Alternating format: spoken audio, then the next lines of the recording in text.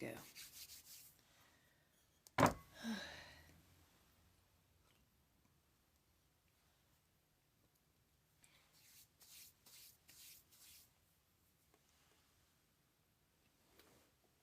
Hello, darlings.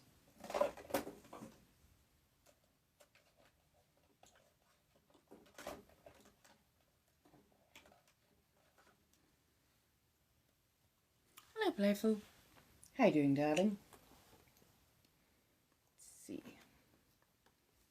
So, I've got to do a new set of fangs.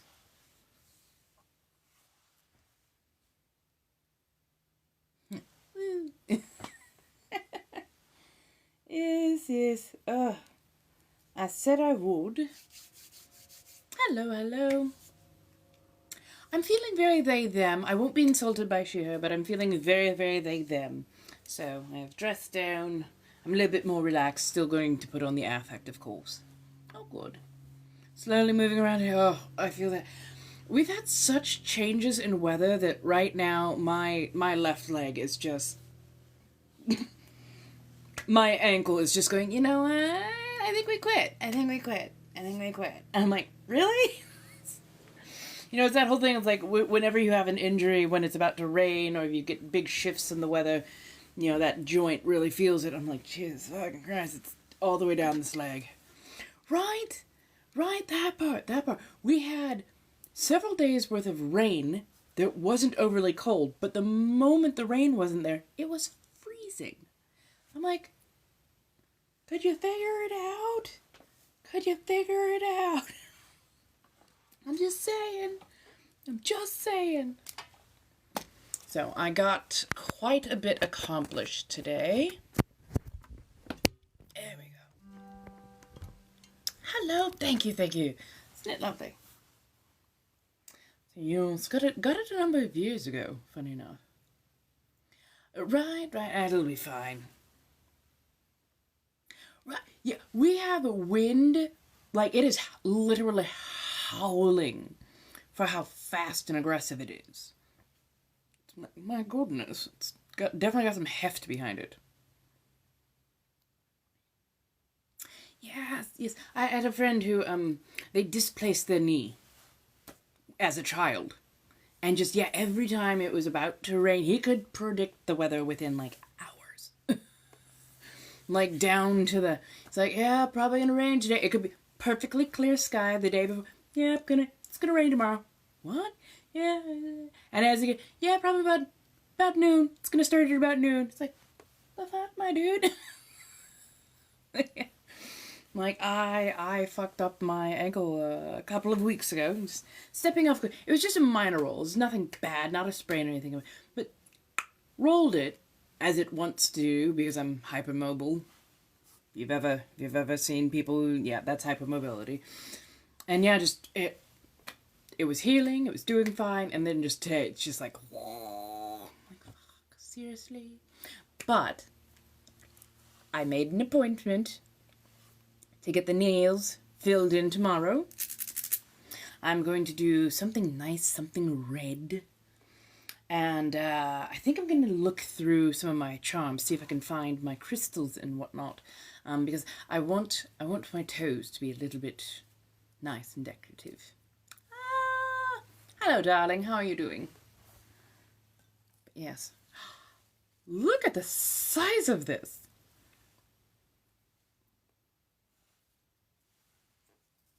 I picked up strawberries and I just couldn't help myself. Darling, you don't love me yet. Get to know me first. Right. I had some of the smaller ones and they were ever so deliciously sweet, so.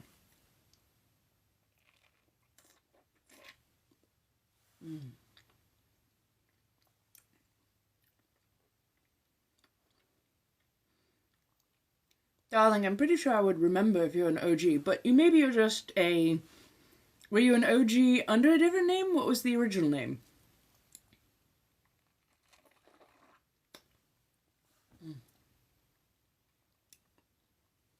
Oh, that's really good.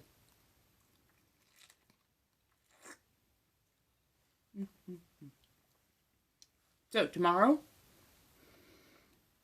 we will be filling in the nails and getting a color change on the toes.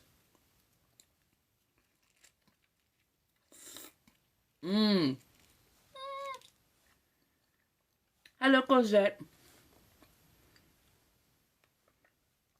Get some strawberries or some blueberries. Honestly, any bit of fruit is good. I made the cocoa, the cacao fruit simple syrup. It's amazing.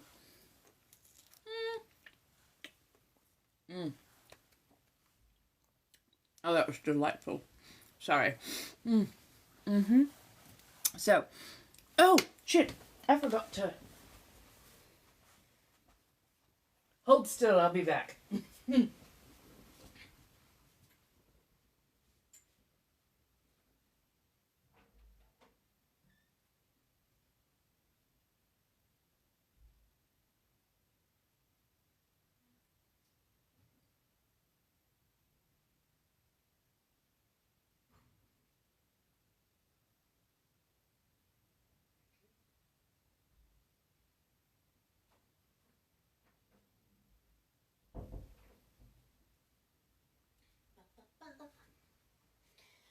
Just so I don't forget.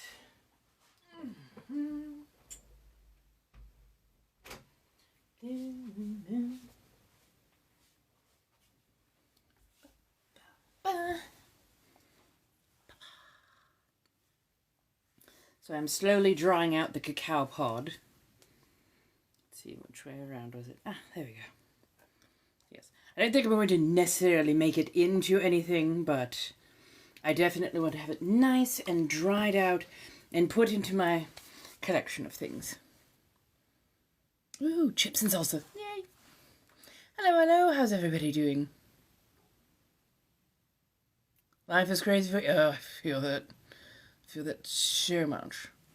But yes, exactly. So I have the beans. Right now they are fermenting. They've been well muddled, macerated and whatnot. I've gotten all the juice off of that. Made that into a lovely simple syrup. It is absolutely gorgeous. It is gentle. It is floral. I need to find something to mix it with. So I'm thinking either just a regular seltzer water, no sweetener or anything to it. I think the flavor itself would be overpowered far too quickly. But yes, it's so, absolutely lovely. Just the right amount of sweet, the right amount of just a gentle floral, just a hint of citrus to it. Absolutely adore it. Oh no, your comments on making it through. Ah, hello. How are you doing, darling? Right, I'm like, I don't know if I want to hold incense with it or jewelry. But I need to find like a nice something to do with it. Pardon as I open this orange. Tangerine. You know what I meant. Small citrus. Hello. How you doing, Irena?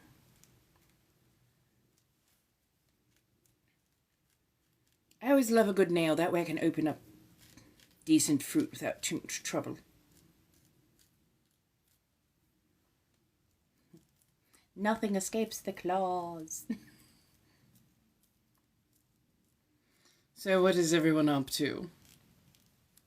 Right. I absolutely adore having long nails. And it looks like my nails actually grow slow enough that I can do like 3 weeks, 3 weeks, actually closer to 4 weeks in between needing fills. So I'm very okay by that, having to only do it once a month.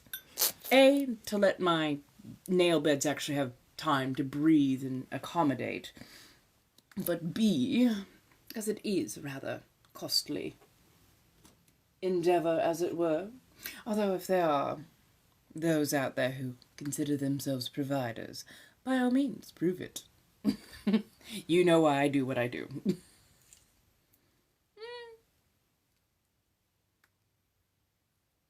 Oh, darling. How long?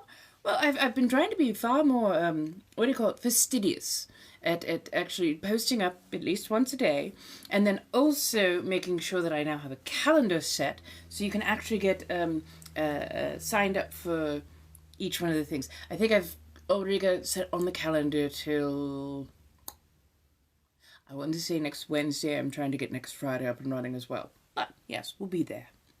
And yes, I will be on this Friday as well. We'll do a little, what do you call it, Galentine's. Just, you know, a day to get together. And it doesn't matter if you have a partner or not a partner. Just come, relax, decompress. Maybe I'll bring out the succubus, who knows. Hello, darlings.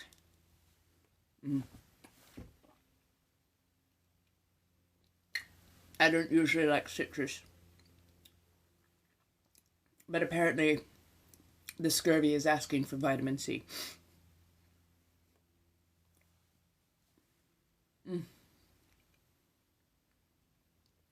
Trying to decide what I want to do for dinner after I sign off.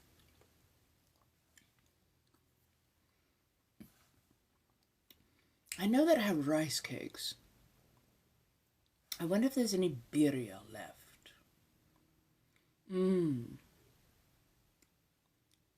Add a little kimchi. And some rice cakes. And some of that slow-cooked pork. Okay, I think I know what I want to do. Yes. Blood orange is fabulous. Mondays, Wednesdays, Fridays, from 5 to 7 Pacific Standard Time. That's going to be my new schedule. So far, I've been able to keep it for about the last 2 weeks. So, and tomorrow, Wednesday, my nail appointment is at 10:30 a.m. I'll be just checking in with him real quick, making sure that whoever is working on me is okay with me filming myself, doing a live stream, filming myself, so that you can see the process of getting the nails filled and getting the color changed out, and then I'm also getting my toes changed out as well to match. I think I'm going to go with a nice unctuous red. Ooh. I will do my best to have it downloaded and hopefully uploaded before that night's live stream. Because I'm going to do a lot of content filming with the new nails and whatnot. Speaking of which, might as well go a-rummaging.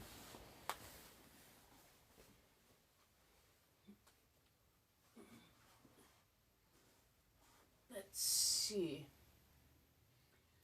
Oh. Nope. Chomity chom chom choms. Let's see.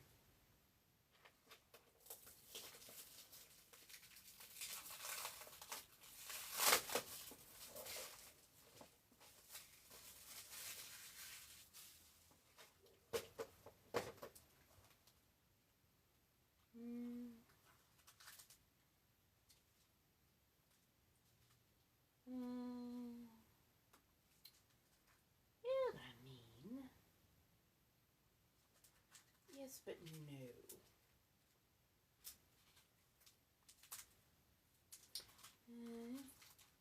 Sorry, I'm looking for a very particular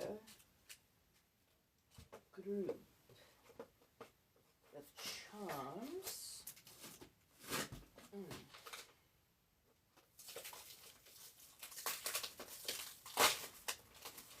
There we go. I think it's that one.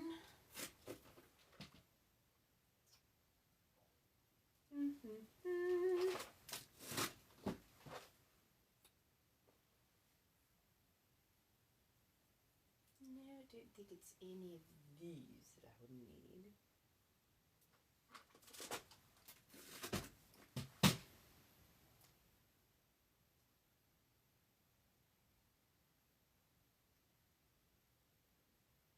Don't think it's any of those either.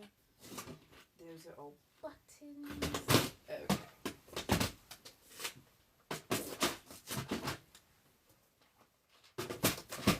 Okay. Yeah, let's check on those two.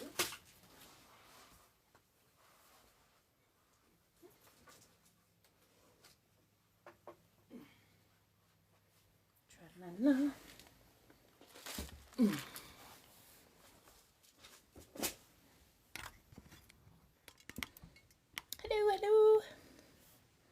How do you do? Yeah, I wanted like a deep unctuous red.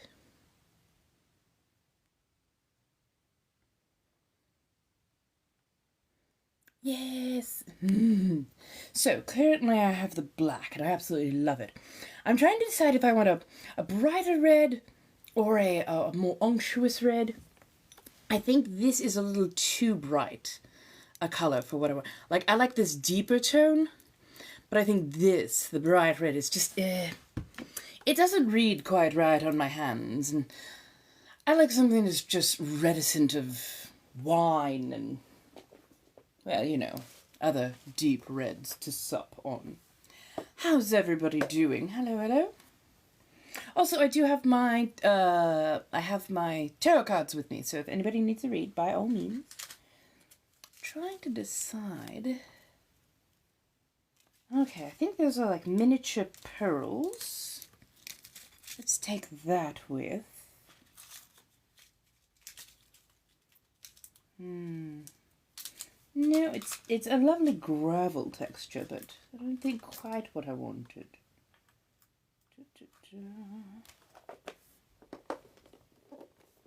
Ooh, deep red and gold. That's gorgeous. Gotta love a bit of red and gold. Honestly, anything of that precious metal against a rich background. There we go.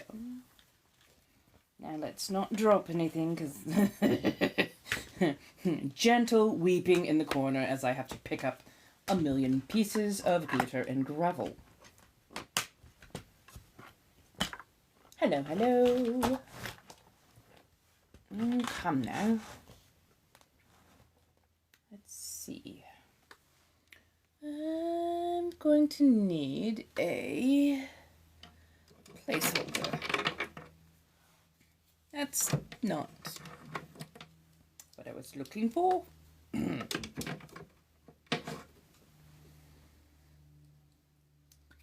Hello, hello. How's everyone doing? Let's see.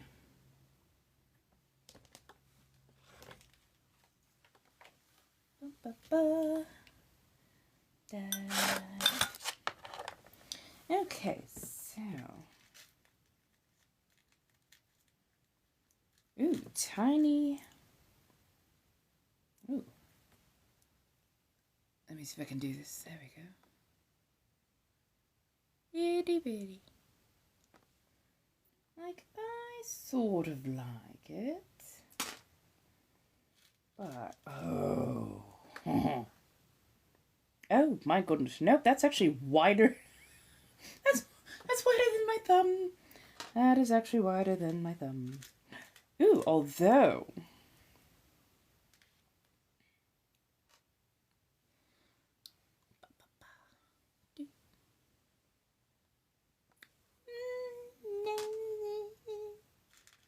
I'm finicky.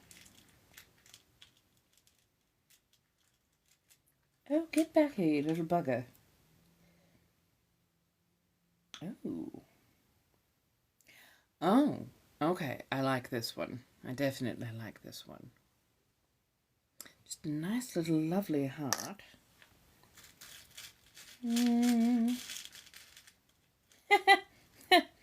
Okay, part of me wants to put this on. It's supposed to be the sign for Cancer, but part of me sort of wants them to put them on, like.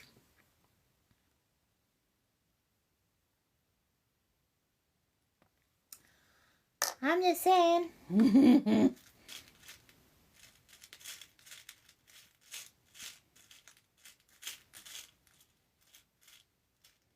This is why I'm not allowed to be left alone to my own devices.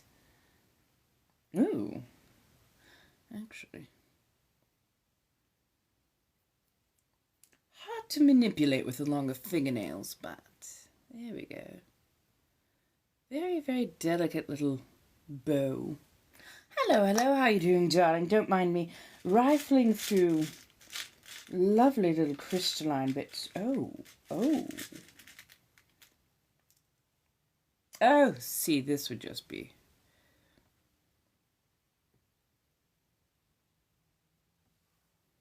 Be large. It would be quite chunky. But I could have that put on my thumb and then leave my... Oh. And I have a black heart as well. Let's see, do I have any like lovely little roses? Flowers, flowers, flowers. Lots of little flowers. Crystal.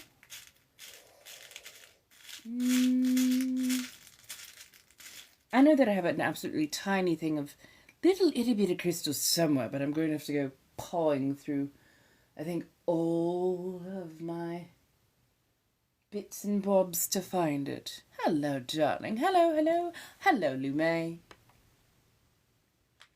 Oh, you got the root canal yesterday. And it wasn't the best. Oh, I wouldn't expect it to be. Those things are awful. I mean, thank you so much, Brenda. Those things are awful when you are not afraid of dentists, but all the more so if you are. Let's see. It's tiny, tiny golden bowls. I guess I can take a couple of each. I had a root canal once. I had to be given midazolam. There was a nice little U-bend in the chair so that you could, you know, relax. And I was flat as a board at head and heel. I did not like being in the dentist chair. And he's like, you're stressed out enough that you're stressing me out. So we're going to get you something to calm you way down. 'Cause I am afraid. I'm like, you and me both. You and me both.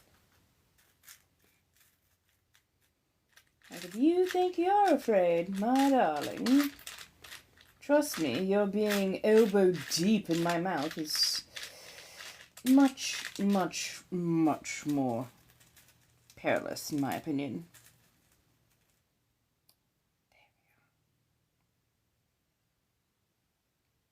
There we are. I think I like the bigger one, but I will include a smaller one.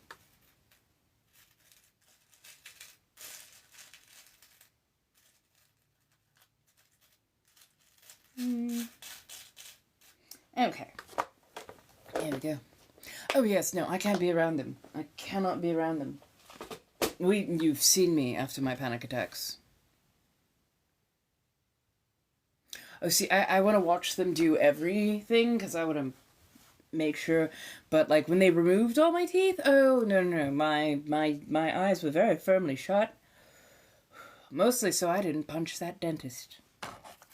He was an absolutely awful person.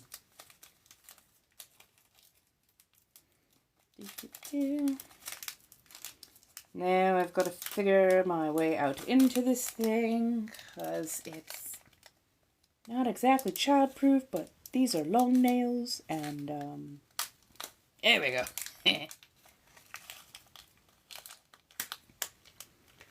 I don't even remember what I said. You know me, I just get on those little rants and whatnot. But no, dentists are also not my favorite people.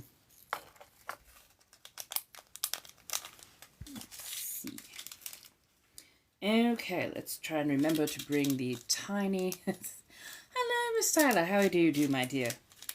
Sorry, getting my charms together. I'm going to take these in with me. And I go to get my nails done and see if they can maybe add them on. If it's not too much of a problem. Not every last one, but...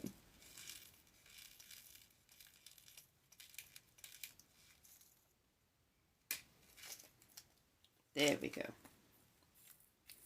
Just a nice little thing of charms. Well, he was awful.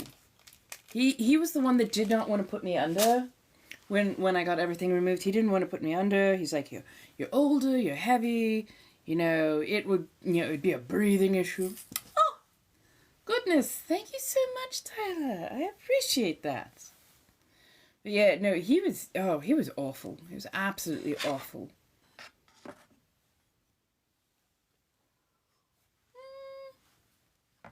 Hello, my darlings. How are you doing today? Pardon me as I knock everything over. I have gotten so much. Oh, I made peanut butter cookies in the shapes of hearts. I'm trying to figure out if I want to attempt making what was it? Like marshmallows, or if I want to do like a wiggly Jello type thing. I'm trying to find the fun stuff that I can do, because I want to do a nice photo shoot and whatnot. I've also been filming it, so there will be recipes.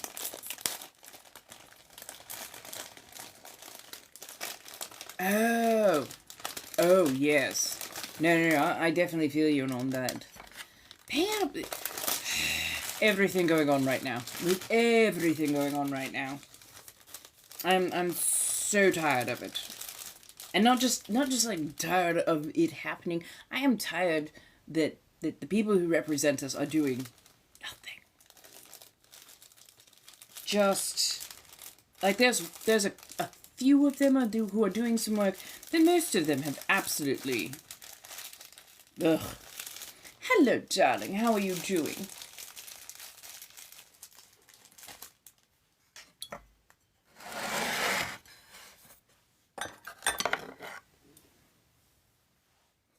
Don't mind me, it's honey castella cake. Right now, I feel like having a little something to nibble on. How are you? Oh, it's actually a lovely dress. I've had it for a number of years now. Absolutely adore it. Super. Oof. Good God, that hurt. Super comfortable. And I'm not bumping into shit. Oh, that's lovely. A little bit eggy, but I like it. And yeah, just it fits ever so lovingly. See, a lot of people talk shit about fast fashion, but A, sometimes that's all you can afford, but B, when fast fashion is done right, it's actually durable. I've had this, I believe, for over 2 years now, and it is still holding up quite lovingly. So, if you're going to buy something of quality, to say the least. Nowadays, just do a lot of thrifting. Hello. I tried to open it with my finger.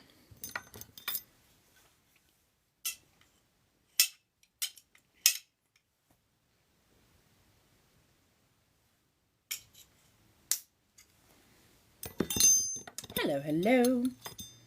How do you do, my dear? Here we are.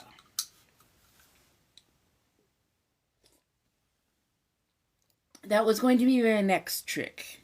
I just figured, be a little tenacious, use the front side. Right, that part. But I'm like, with as much length as I currently have, doing that would definitely risk breakage at that point, especially as they get longer. But I did get a smart idea into my head, put it over on my throne, and so now I have a tab buddy over there.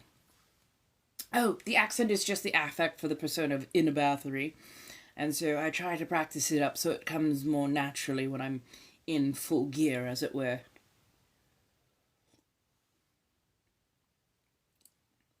I mean, when I still had teeth, I used to open cans that way as a child.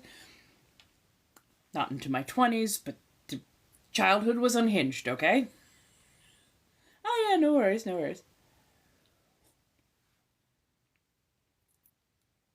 Oh, right. It's the most horrific feeling. It's the most... You can feel the entirety of the nail separating away from your finger. You're like, no, That's not supposed to be happening. No, no, no, no, no, no, no. The first time I tried to wear, luckily they were press-on nails, but the first time I tried to wear a good 3-inch press-on nail, I had to go and get gas. And in all of my wisdom, I put the press-on nails on my right hand, which I am right-handed dominant. So, putting the card in, fine. Trying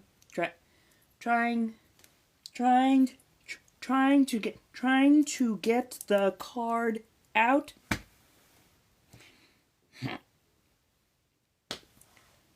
I looked like a mad woman just trying to do that. Yes. Had I known about those tiny tweezer tools, quite literally I was doom scrolling, I want to say a day or so later, and one of my favorite nail girlies is like, oh my god, so when you drop it on the floor, this is what you gotta do. If you have a sticky hand, use a sticky hand. If you need it, use this tweezer tool that you can get for your fingers. And I'm just like, fuck. Had I known.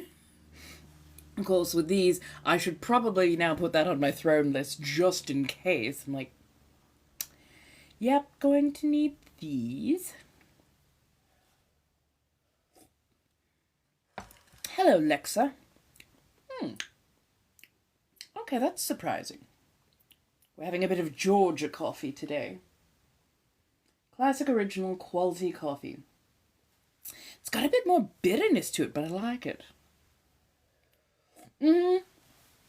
Depending on how deep it's in there, like I can use these front knuckles decently well, but if I have to get 2 knuckles deep, I mean, some of those little narrow holes, you can't get 2 knuckles in there comfortably. So yeah, you end up having to think of other ways to get it out. I don't even remember. I think I was able to just like ease it out, but it was such a pain in the ass.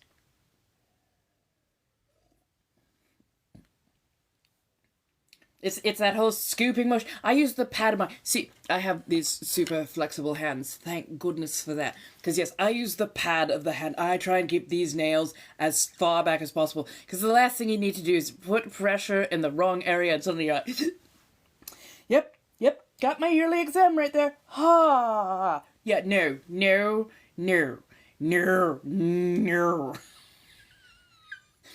Pinky's out. I don't care. No. I want to keep these as far away from my sensitive bits as humanly possible. You had to use your keys. Oh, God, parking. Fuck a parking meter. Those things are awful.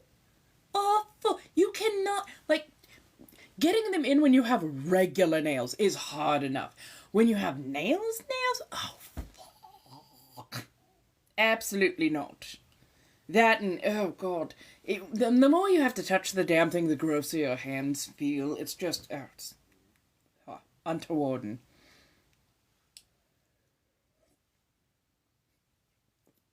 Fair enough. I mean, I'm scrubbing for days anyway, so it is what it is. It's all about that safety.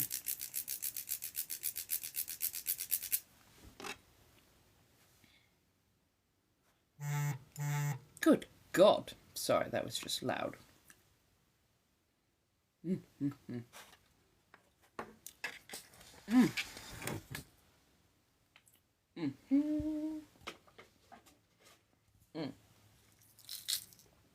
let's see, where can I put... There we go. Hopefully I can remember that there. Hello, my darlings. Come on in. I have a snack. I feel refreshed. Ooh, I replanted part of a garden that I cannot show you. But yes, I enjoyed that part of the day. I don't know what it is, even with these, even though I know I should be careful. And yes, I did have on gloves and whatnot. There's just something lovely about really being able to dig your nails into something. Kind of wish it was a person, but you know, I'll settle for dirt for a while. Hello, darling. How do we do?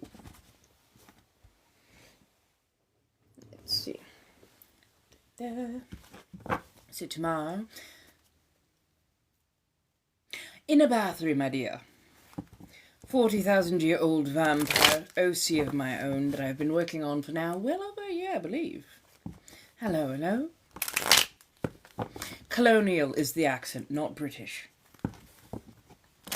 Roughly circa 1700s transatlantic. And yes, it does float all over the place. It's the result of a translation spell that kind of got stuck. But how do you do? Hello, hello.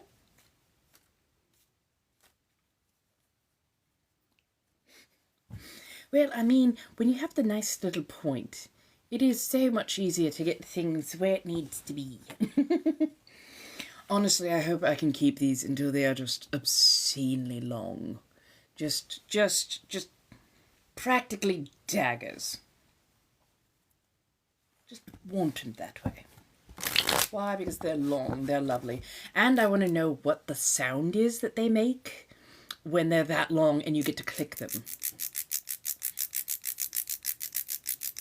Because I love that sound. The tips are very soft, but the bass is just... It's... it rattles parts of my brain that I absolutely enjoy. Hello, Haj! How are you doing, my dear?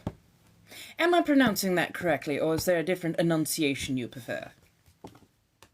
Oh, and by the way, if anybody doesn't understand a particular word that I use, by all means, ask me about the words. I'll either find a smaller word that will describe that a little bit better, or I'll use a different word. It is not about elitism, it is not about, oh, I have a bigger vocabulary than you. It's simply the way that I talk. So, I understand not everybody's going to have the same vocabulary for me. If they need to, they can ask and I will explain.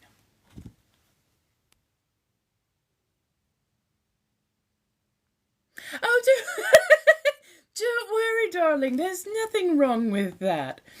Honestly, the fact that people think that that is my actual accent, even though I've spoken in Southern California for a very long time, but no, the fact that anybody thinks that that is my real accent kind of makes me happy because it means that I'm following into it in a natural way. So, Thank you, darling. I do appreciate it. It's super comfortable. What can I say? I absolutely love just wandering around in it. Every now and again, I just kind of wish I was wandering through a slightly larger house with a really well-dressed staff. I'm not saying that I want to be a rich woman with staff to kowtow to me. I just want to recreate a couple of really nice scenes from some very naughty books.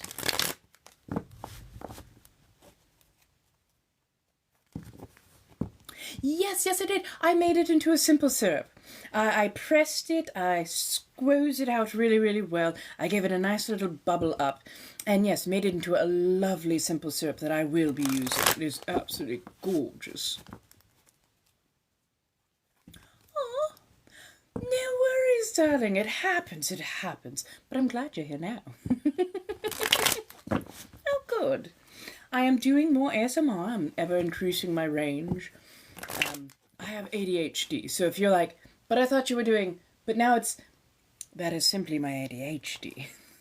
I love to do a little bit of everything. My content is a little bit chaotic, to say the least. A little bit witchy, a little bit campy, a little bit vampy. But yes, always in good fun and hopefully plenty of wordplay. If nothing else. Tarot cards. Hello, hello. How is everyone?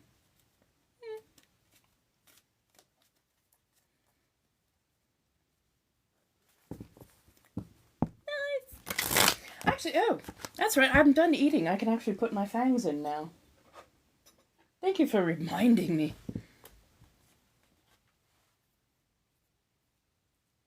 Really? Ah. Yes, no, I'm a little all over the place, a little all over the board with clothing and whatnot. But I am getting back into making my corsetry. I finally have several... Where did I put it? Oh, it's over there right now. But yes, I've put stuff together so that I can now just grab and go. And I will be making more corsets, and I will be working on corsetry items and whatnot. Ooh, so I had a little bit of honey castella cake. I had some fresh strawberry. I am gently sipping on a little bit of coffee.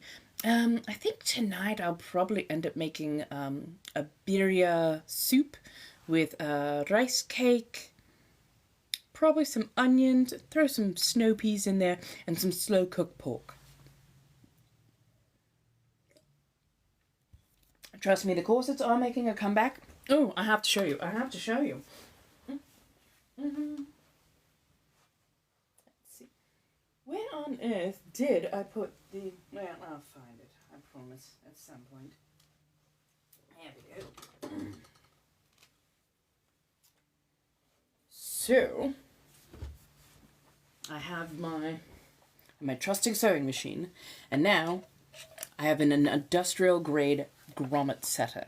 So I actually do have the tools to work on those lovely, lovely corsets that I've had for ages.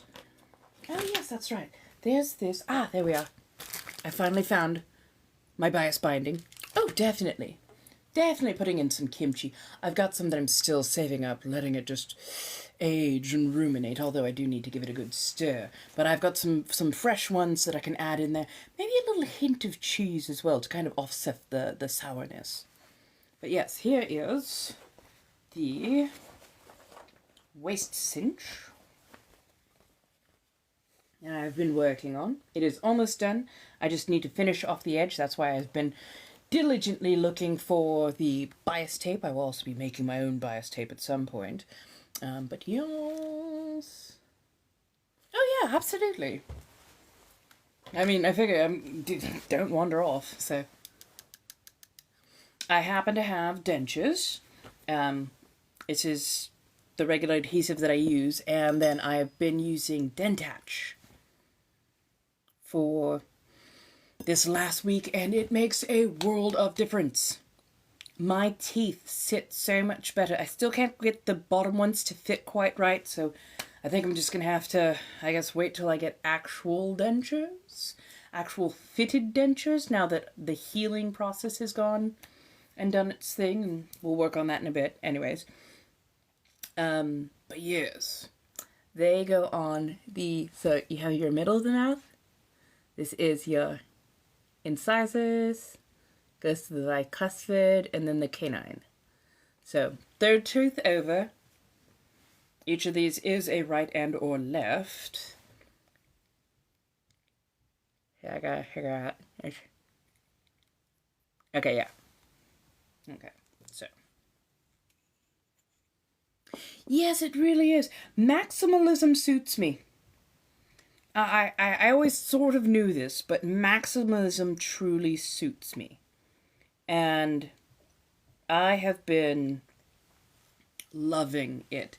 It suits who I am. It gives me so much more freedom, and it basically it's ADHD approved because everything sits out in the open and I can see it. It still has a rhyme and a reason. It still looks, lovely and gorgeous. It has a flow to it, but I can see nearly everything. So it's a lot easier for me to remember where I put stuff, what's going on, what do I want to play with and whatnot, because it's all sitting there in the open. Even over here at my even here at the apothecary, I've got my snacks, I've got my drinks, I've got my vitamins that I need to take, plus some witchy bits. And I move it around as I see fit rather than going, it has to stay here for the rest of ever. Hello, Jewel. How do you do, my dear? So, make sure the surface is wet. Make sure the surface is wet.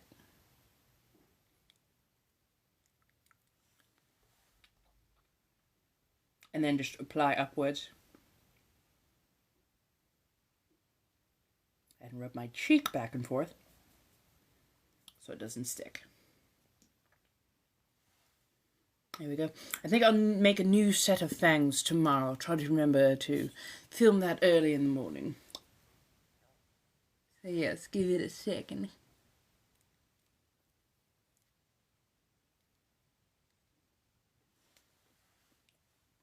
Pardon the rather obvious cleanup. Drained? Oh, I thought I was the only one that was supposed to be doing that too, darling. I'm jealous now. I'm sorry, I'm terrible.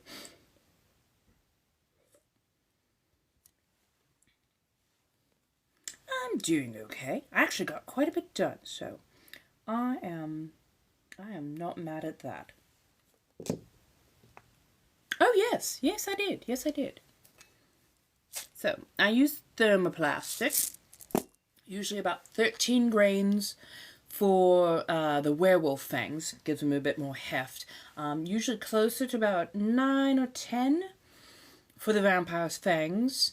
But yes, I make my own fangs whenever I have my dentures out, and I just basically do a hot fit on that and give it a good shape, and then just let it solidify.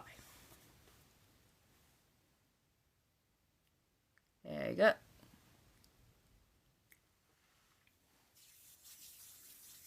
Do I like true crime? Yes and no. I have a degree of psychology. I studied serial unalivers, as well as deviancy, sexuality, gender expression, a bunch of other stuff. I had a lot of odd hyperfocuses, let's say it that way. But I find a lot of true crime, unfortunately, leans heavily into sensationalism rather than factuality, and it often favors the person who did wrong, as it were, rather than the victims. So yes, it's like it's a little bit of a balancing game. I don't hate it though. I just know that I can go down a very dark, slippery slope really fast when I watch a lot of it. No, you would be fine. So basically, I just use my fingers to shape everything. You just roll it into a small ball, and then you press down on your denture form or on your tooth form.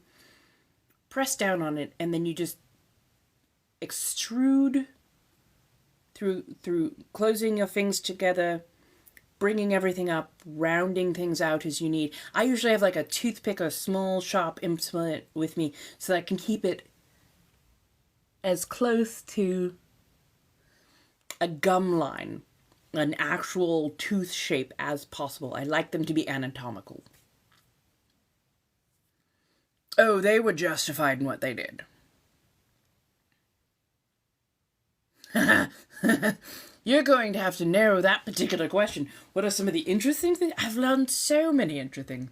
Like pick a subject. You're going to have to go about that route. What interesting? So many interesting things. Like the Marquis de Sade was fucked up. Let's just put it that way. He was deeply disturbed in a lot of ways, but he was a very explicit and detailed writer.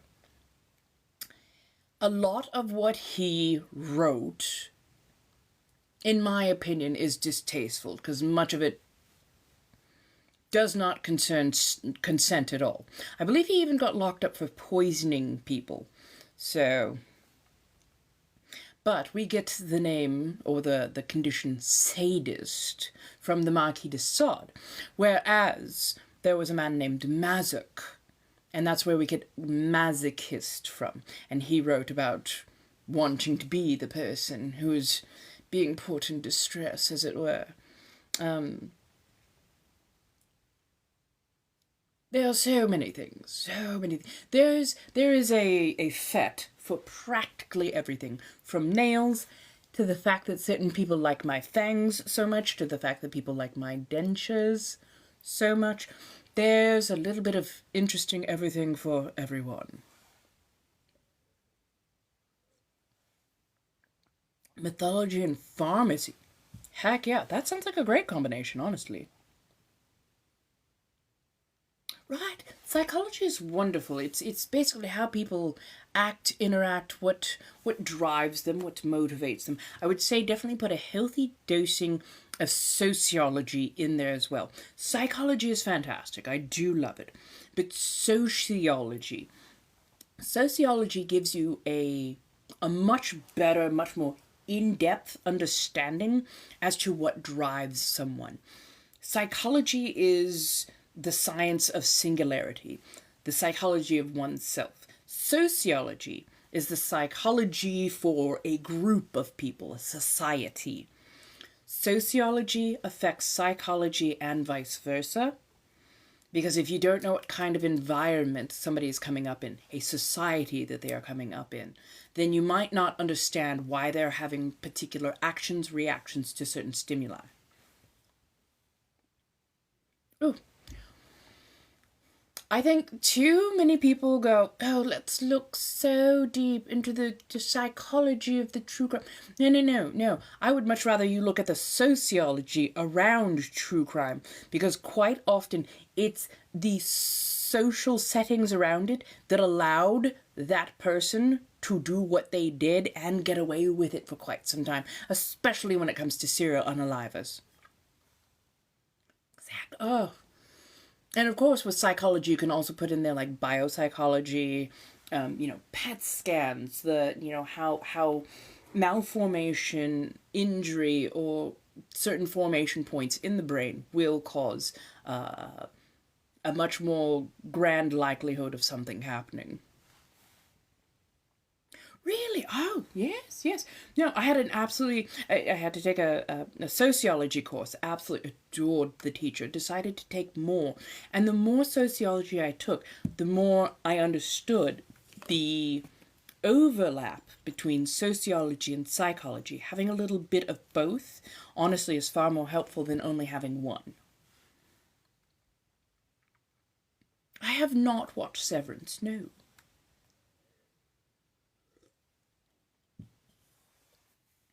Right.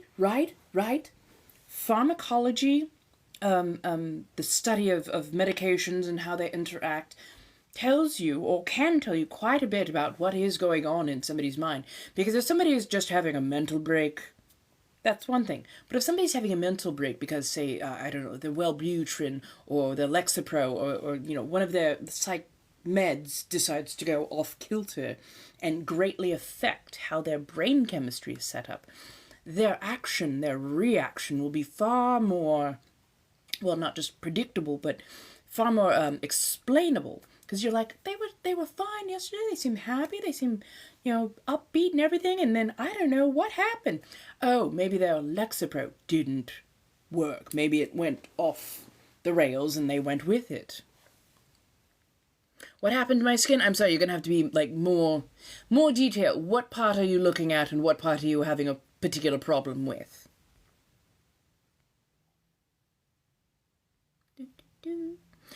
Like watching true crime, but it feels weird to say. But I understand what you mean. It's not that you want the crime to happen, but watching it being analyzed is fascinating in a lot of ways. Ooh, pharmacology and pharmacokinetics. Goodness. Right, don't you just love it? Yes, and opioids, oh, how do I put this? Because it has to be ever so close. Opioids can be used as a medication quite effectively. The problem comes with not telling the person who is receiving what the side effects are going to be, and not being honest about what those side effects are going to be. In small doses, it can be very beneficial, but in larger doses, especially when you are not told that over time it will build up in your system and cause differences to happen. And then coming off of it, a lot of people were not told what happens when you come off of those medications. They can cause your body to feel as if they are in peril yet again. person I know of was taking Vicodin. And it was because they'd torn out their shoulder, had to have a bunch of surgeries. So, you know, they were in a sling and had to take Vicodin in order to, you know, tamp down the pain so that they can function through the day. And they were only supposed to take it for about 2 weeks, until the pain, you know, came down and inflammation had gone, and, you know, then you can switch over to ibuprofen. Coming off of 2 weeks doing a prescribed medication, the moment they went off, like a day, well, not even a day, about 12 hours later, it felt like the muscles were tearing themselves apart again. They were getting lower back pain. It was agony. And the doctor had not told them, coming off of it, your entire body's going to feel like you're just being broken apart. And it can be incredibly painful, and those are going to be your withdrawal symptoms. Like, the fact that you don't tell somebody about the withdrawal of it all.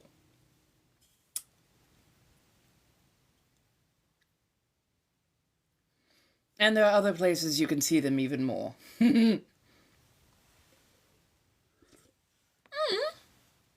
Well, darling, correct that. Follow me, follow me. Don't worry, this particular app loves to just, you know, make people come and go, mostly go, when I would prefer that they'd be coming. You know what I meant. You know what I meant.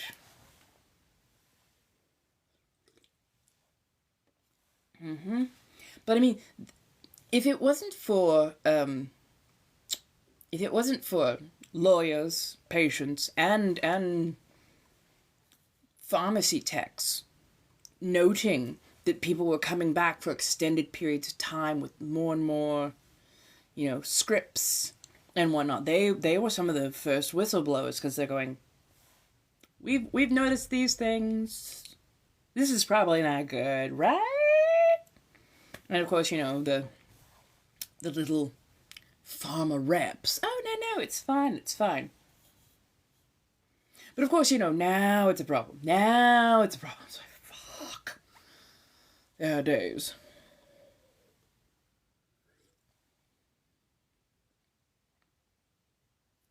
Well, here's the thing, though. They need to make those far more patient-friendly. They make them doctor readable, but when you fold out an insert, and it takes up more room than a Thomas guide, when you've got more instructions than MapQuest just to take a medication, make it patient-friendly. Make it fold-outable by about that much, but make it patient-friendly, because the patient needs to understand.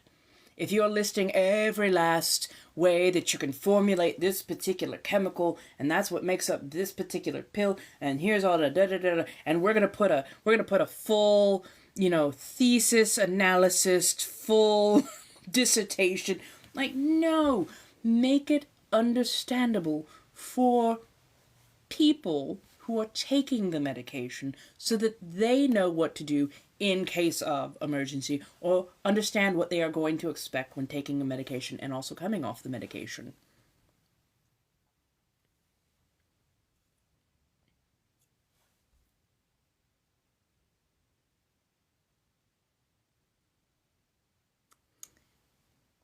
I'm stoked I got hot Cheeto puffs to dip in nacho cheese.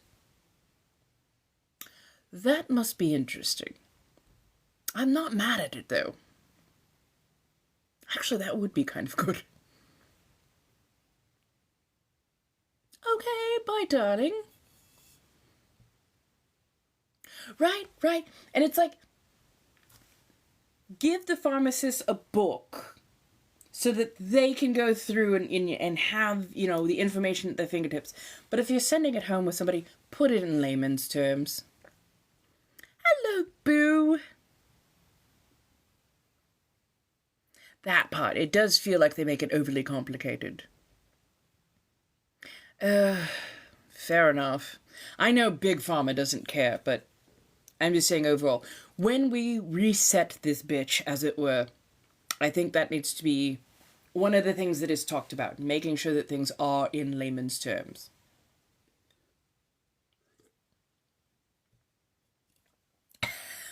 that part. Hello, Chris. How are you doing? Fair, fair, fair. Hello, Robbie, darling. How are you? Right.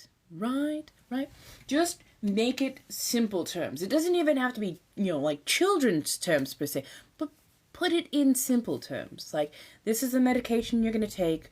You want to take it only every this amount of time, because if it builds up in your system, it can affect your stomach. It can affect your liver. It can affect your heart. It can affect your spleen. And it can, when it does that, you're going to expect kidney stones or liver toxicity, or, if it gets worse, you might have to go to the hospital. Like, just give it in very, very simple, this is what could happen if you have too much of this. This is why you're on this schedule. If you notice any of these symptoms, go to the hospital. If you find out that you're allergic, stop taking it. Like, just simple wording. Simple wording. Oh, you'd love to get into alchemy. Part of me wants to do alchemy, but alchemy is like chemistry, and I like watching other people do chemistry. I myself, less so.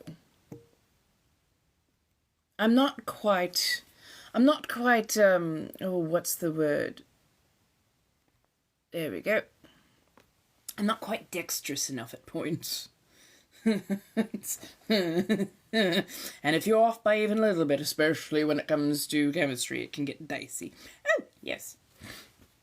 I am drinking a Georgia coffee. Their classic original quality coffee. Lovely little Japanese coffee that I picked up. I like trying out different types of canned coffee, figuring out which ones I like. It always has to be a milk coffee, though. I cannot do black coffee to save my life. I've only been able to do black coffee once. And I don't even think it was truly black. I think it had a bit of sweetener in it and a bit of cardamom. Beautiful Turkish coffee. Absolutely gorgeous. ADHD. Caffeine and coffee don't seem to affect me in quite the same way as it does for other people. And it's only about 6 o'clock here, and I tend to be up till at least midnight on most nights. If animals could talk, which one do you think would be the rudest?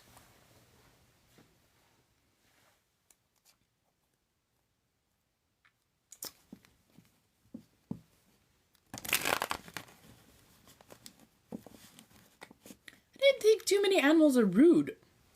Funny enough. Don't think many of them are rude. I think most of them are just done with our shit. Honestly, probably a chicken. Probably chickens. Probably chickens.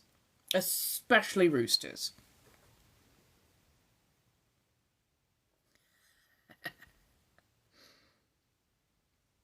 Six shots of espresso and go straight to sleep. Okay, that would at least have my body vibrating. My mind might be okay, but my body would start shaking at that point.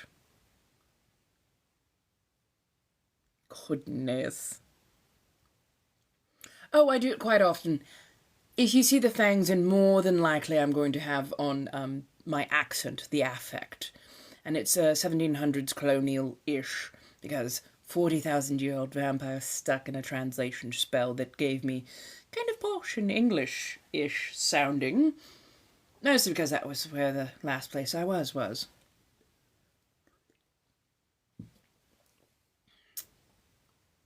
You can't. Ooh, geese. Oh. I think Canadian geese. It would be Canadian geese. Hands down, Canadian geese. I forgot geese existed for about half a second there. And then I'm like, oh yeah, because those little honking bastards, every 6 or 7 a.m. flying by, and when they're coming home at night, roughly about same 7-ish, 8-ish o'clock at night, just loud, and they hiss at you. They hiss at you. Like, look, you little cobra chicken. I get that you feel... I appreciate that. My goodness. But yes, no, just... Oh, geese are just... Thank you, darling. And no, geese are absolutely, oh, they're awful.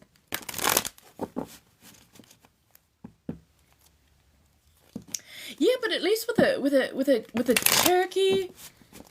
turkey, I'm pretty sure I know how to grab them by a foot and pull them up. Geese, on the other hand, they've got that long neck. They have that advantage of reach. And that's what you have to get past, is that advantage of reach. Turkey, short neck. Goose, long neck. Of course, I've also confounded geese as a child, because they were eye level with me. And as a 5-year-old, I had a goose thing right in my face. I had bread in my hands. It was my own fault. But yeah, it came at me and it hissed. So I hissed back, and when it came at me, I just grabbed it by the neck. I just, no.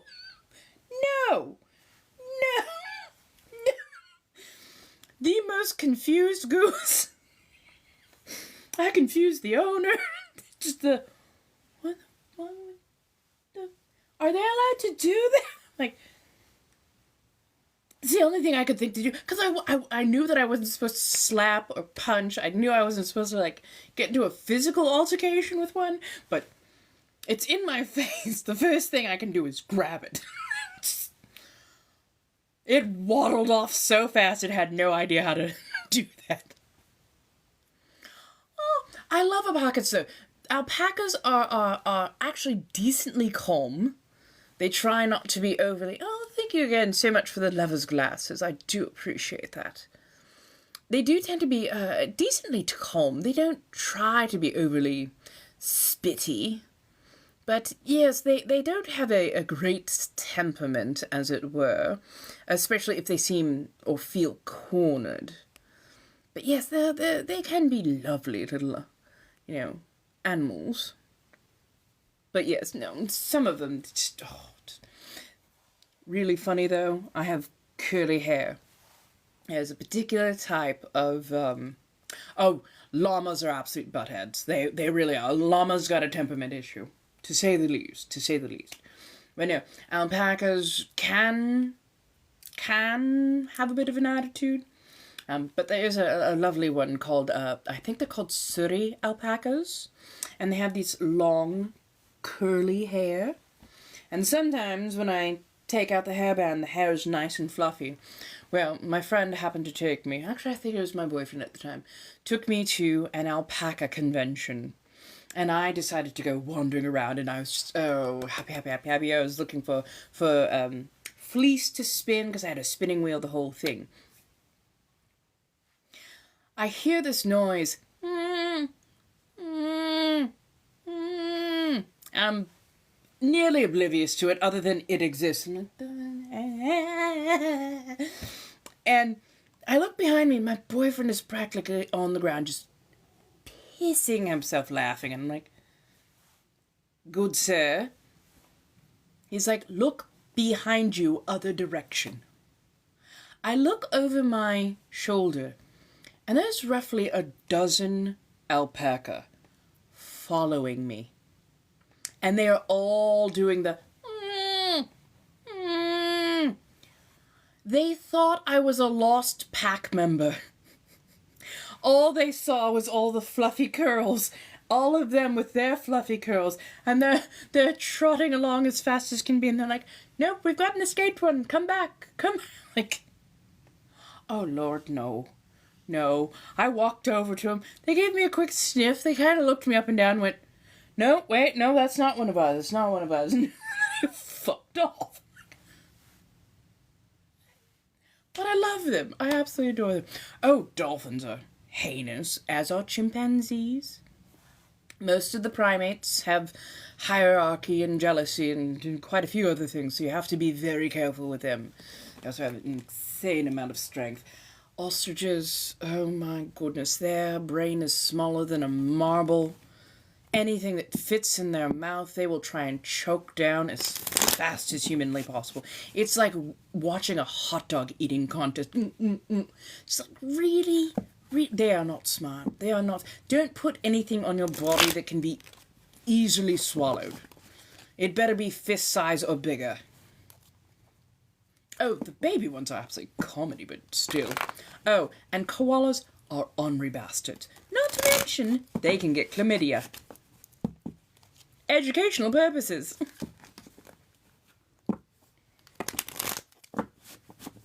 Oh, okay, so that's actually an easy one. So you have the dorsal, you have your fins down here.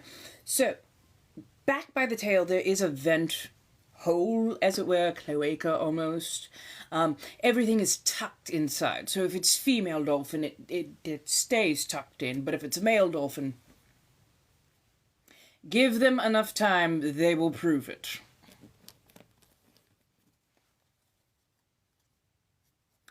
Well, yeah, goldfish are not nearly as unintelligent as we first thought. Goldfish can actually learn how to do tricks. Just give them some time and a little bit of incentive. Right? My beta used to come up to... Well, I had beta fish for quite a bit. Quite a few of my betas would actually come up to curl up in my hand and just, you know, do the little thing. Yeah, so lovely. Yes, ravens are somewhere between, I think, 3 and 5 years old in their intelligence level. They have problem solving. I absolutely adore that for them. I believe parrots are somewhere between 5 and 8 years old with logic and problem solving skills. Our dear Wade, love him to bits and pieces. Our dear Mr. Wade was not very smart, and like several other very curious beta that I had, decided to go inside something that was slightly hollow but did not have a good turnaround. So unfortunately ended up drowning himself. Hello, darling. Oh, I love those. I do love those. And they get their pink colouring, their red and pink colouring is from krill. So if they go without krill for a while, or not enough beta-carotene, they actually become rather white in colour. There are parts of me that wonder if you were to introduce other colouring agents, if you couldn't change the colour of a flamingo to any other range. Like, could you make them more carrot orange? Could you give them a bit of turmeric for more of a marigold colour? I think it'd be interesting just to see. Right. There was very much reason that I named him Wade.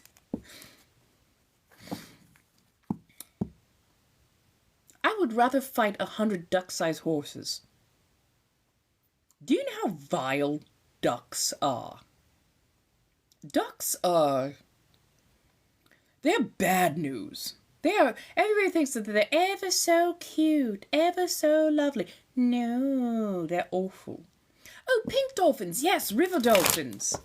I absolutely adore them. Hello, Haley. Oh, no. Yeah, duck-sized horse. Absolutely. At least then, with a duck-sized horse.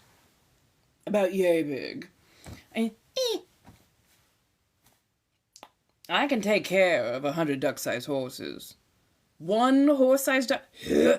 What kind of horse are we talking? Are we talking miniature horse?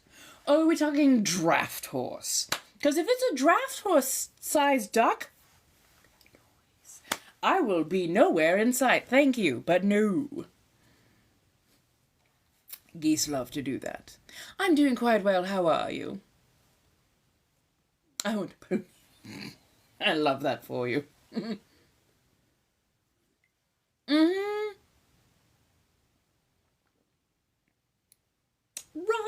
Right. A duck-sized horse would just be cute. I love them. But no, ducks are terrible. Ducks are horrific.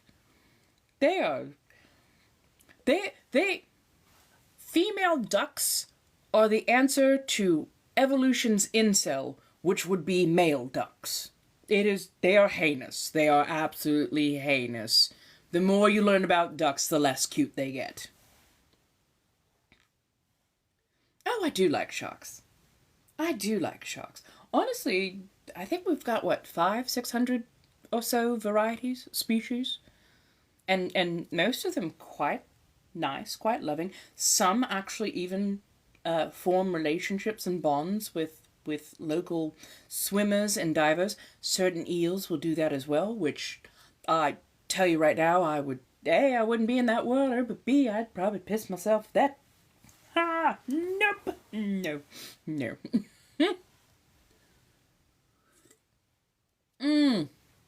I'm with you. I find shark fin soup so incredibly vile because it's so wasteful. And I'm like, if you're going to take that, why don't you also take the rest of the shark to go with it? Why not create a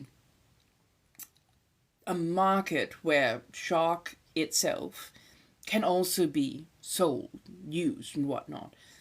Just taking fins and dispose, like, why? Why? It makes me want to punch people in the face. It's perfectly logical not to want to have anything to do with them. Ooh, cheese and caramel popcorns. Yes. A little bit sweet, a little bit salty. I can see that working quite nice. I have tried a little bit of shark fin once. Absolutely nothing about that soup justified the horror that was bestowed upon those creatures.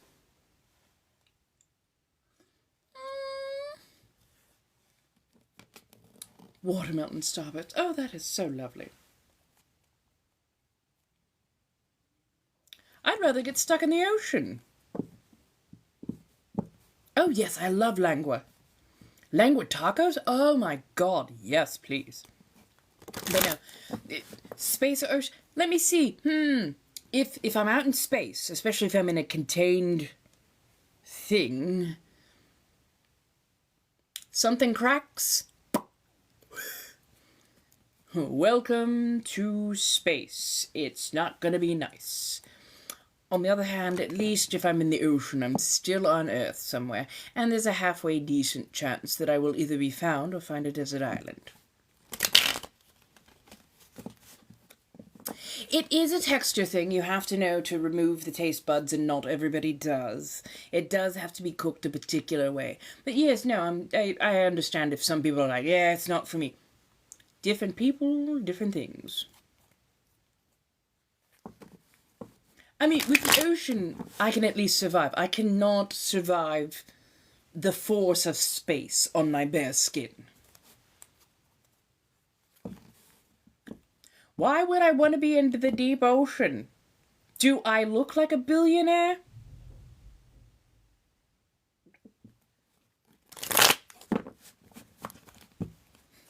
I pick neither. Hello, darling. Oh, wow, 40-foot catamaran, my goodness.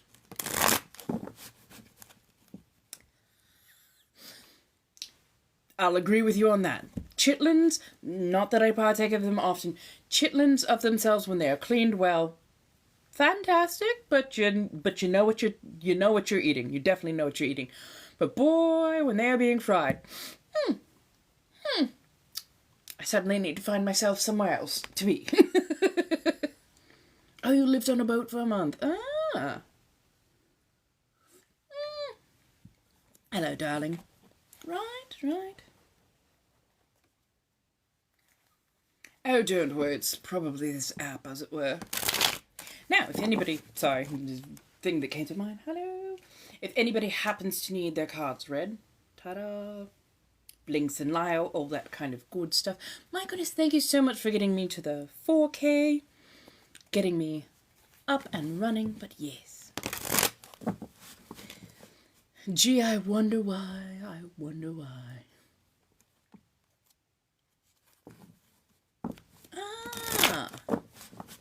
I don't think I could do... I mean, I could watch sailing. I just don't think I could do sailing full time. There's too much rocking. No. I need to be able to out and walk around and garden and things of that nature. Just I don't think I could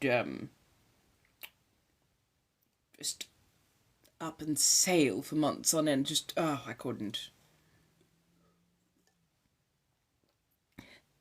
I've actually met a pretty fair number of celebrities in person. So, growing up, I was a child of a coach. And, hello, darling, how are you doing, Afro? Went to a Raiders and Rams versus school faculty basketball tournament, show, whatever you want to call it. Got to meet Howie Long, apparently as a 4-year-old. And I was a very gregarious 4-year-old at that. So I sat there and I sat and talked and had just a full us conversation because I have scar across my knee from a surgery. And I had it way back when. So I compared my little surgery scar with some of the scars that he had on his knee because he's a football player and, you know, they had plenty of things that had to be done and whatnot. But yes, I've met T.K. Carter, I've met Don Cheadle, and the man who played the mayor of Sunnydale in Buffy the Vampire Slayer. Actually shook his hand, loved him. Shook hands with the guy who plays Red Foreman.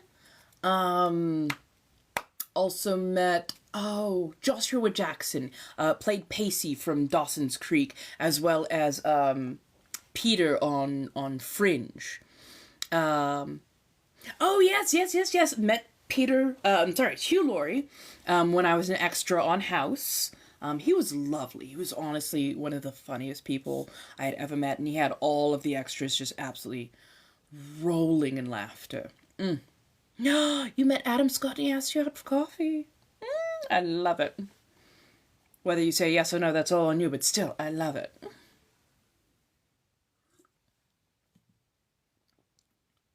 Oh, is that what's going on? Yeah, fair enough. So I guess if you go to the TikTok website, now you can do a lot of things directly through. But as it is, yeah, they're doing everything possible to take more and more money from the creators, including like when you're doing gifting. And this is not to necessarily dissuade you at all. This is simply to keep you informed. They are now taking 60% of what is gifted to creators and leaving us with 40%. And if we do enough missions and complete enough missions, then they might give us more money. So you have to have something like, I think it's like over 10 active members in this, and in order to get an extra percent. If you're over 100, they give you a little bit more, like another percent or two. And then if you're over 2,000 active team members, then you'll get 3% more. You can earn up to 53% if you jump through an absolute shit ton of hoops and whatnot. Oh, yes, and it used to be that it was a 50-50 split, which I found absolutely horse pucky to begin with, because you're paying, you know, for every, like, what was it, like $1.10 that you're paying for coins, you're getting, you know, 100 coins, which means they're already taking a percentage of that, and then they take another percentage for when you give it to the creator of choice. So yes, if you're going to support, even for myself, but for, you know, any other creator as well, definitely think about donating directly. That's why I was saying, if anybody wishes to ever, you know, sponsor a day out or anything to that effect, go directly, please. That way you actually know your creator of choice is getting what you are gifting. So yeah. Oh, trust me, we are all sick of it. We are all hoping for something that is better put together, which is why so many of us are diversifying the platforms we are on.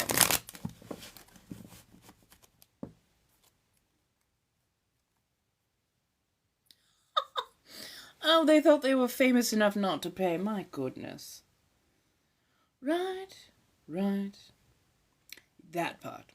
Now, I will have to say, the loveliest drink that I've ever had purchased for me, because yes, I've had quite a number, but the loveliest drink that I've ever had purchased for me was on an airplane. I was sat next to a very nice Swedishman who was apparently he was a foreman for a paint crew that would go around, put up scaffolding, and then like paint murals and stuff on the sides of buildings. And they were doing, I believe they were doing the San Diego Aquarium, one of the larger aquariums here in Southern California. Coming back down from Seattle. Flying down, I'm in full goth gear. I've got on my knee-high boots, I've got on my, plaid skirt, black makeup, ponytail, like the whole nine. There was no way to not think goth when you saw me. But got on. He happens to sit next to me, as is his seat assignment. We get to talking. He's absolutely lovely and wonderful. And he buys me a very nice wine. And just will not allow me to pay for it. It is handed to me. There's no chance for anything untoward to happen. But yeah, and we sat and we just talked, and he had no expectation that this drink would mean anything more. It was just oh, I'm having a drink. What will you have? Would you like a wine? Don't worry, it's on my tap. Da da da. They handed it directly to me. Everything was good, and then we just sat and we talked.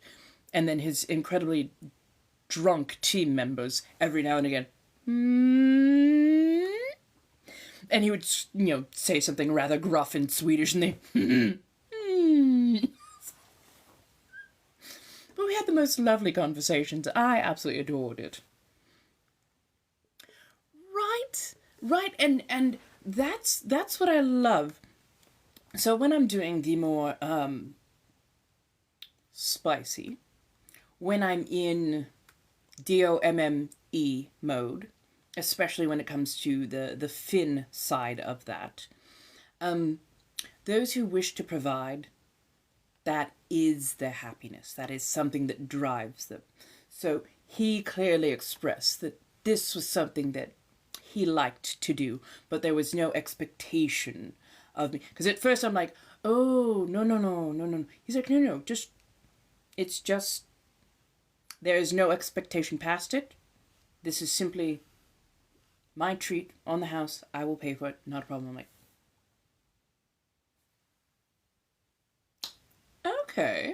okay. And he was ever the gentleman. No. I think it's because, well, firstly, I don't think Sweden is more feminine. I think Sweden is more egalitarian. I think Sweden does not rely so heavily on that kind of rather toxic masculinity that often gets fostered here. My goodness. Perfect, darling. We'll get you red. But yes, I'm just drinking a little bit of coffee, Georgia coffee, classic original. It's quite nice. It's got a bit more of a bitter taste to it, but in a good way. It definitely tastes like coffee rather than just being instant.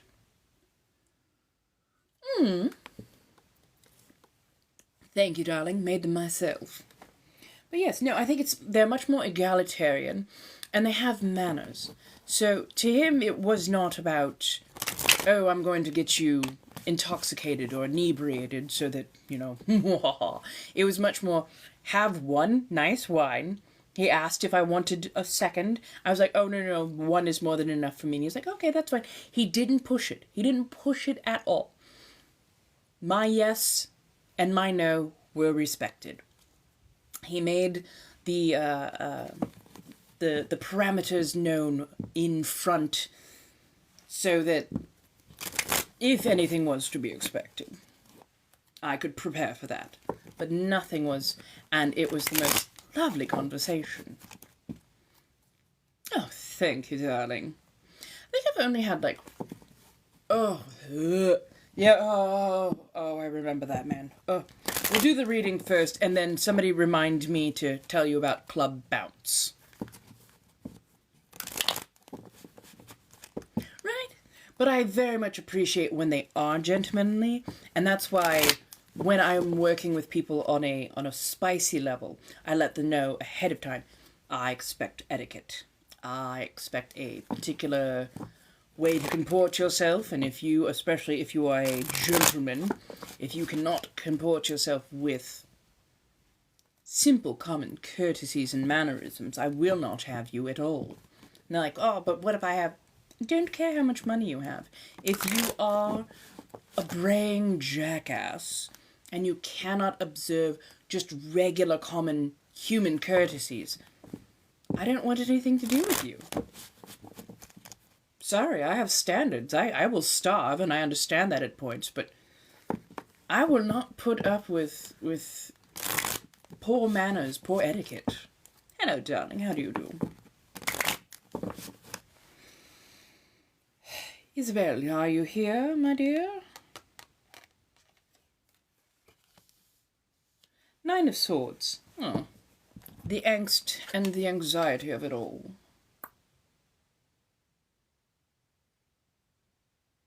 Right. And I understand, different strokes, different folks and whatnot. I just have about 40 years and little to no fucks left to give. So the Nine of Swords is... Oh, I'll tell you in just a moment, Jay.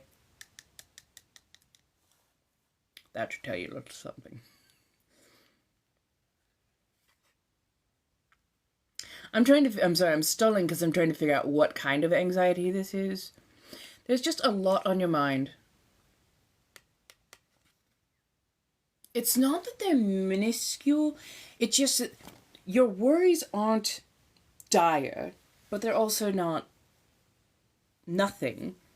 Each of them does very much represent something that is on your mind, needs to be done.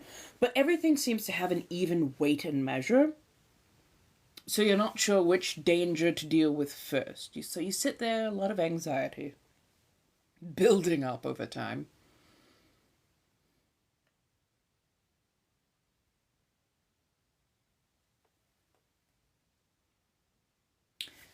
Whatever the first thing is that comes to mind, the first problem, the first thing that is causing you the most consternation,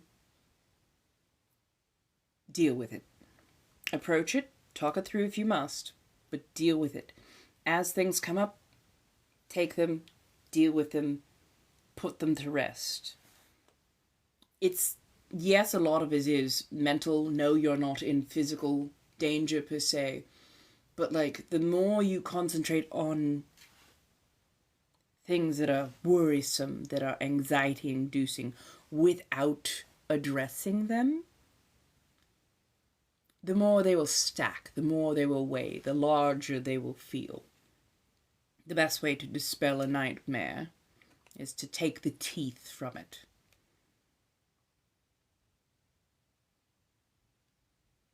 Deal with the first thing first, then the next, then the next, then the next.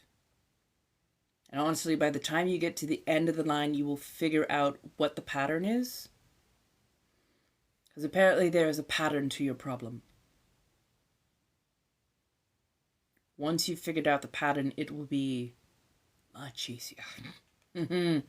Much easier to deal with the base, the root of it all.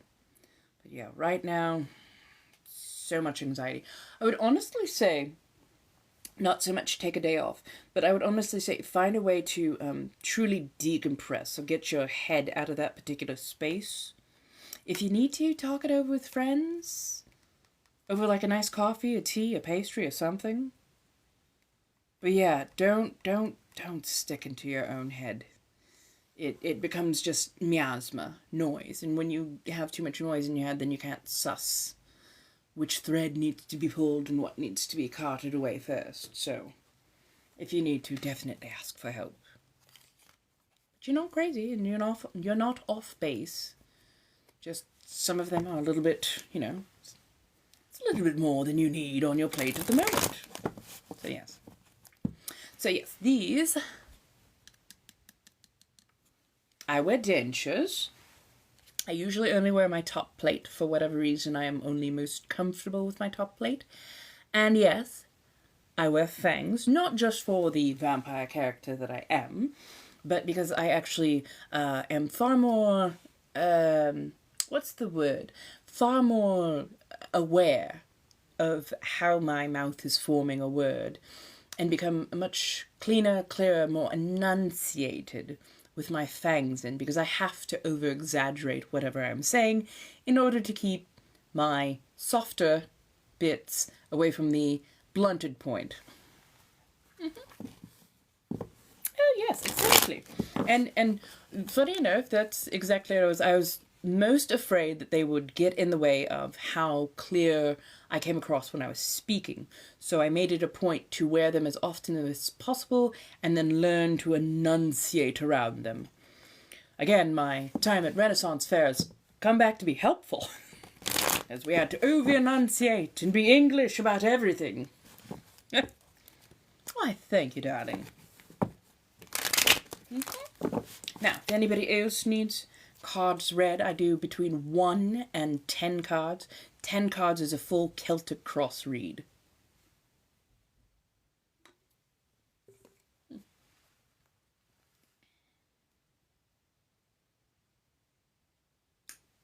Sorry, just popcorn ceiling, odd shadowing. Hello, hello. How do you do, my darlings? Come on in, decompress. Find your happy place.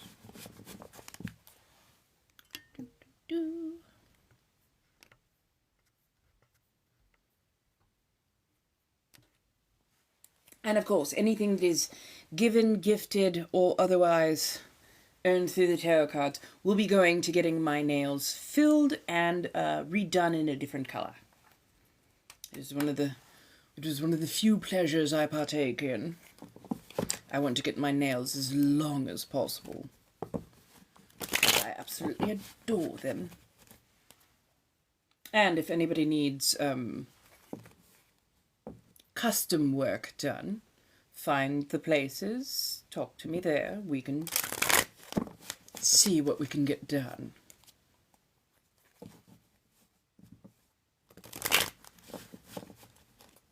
You have a happy place, you just might not always be able to get there, and trust me, been there, done that, it sucks. Snowing here 3 inches deep.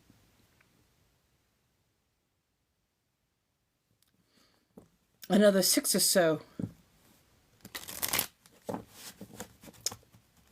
hours. Oh, it's going to be snowing for at least another 6 or so hours. Fair enough.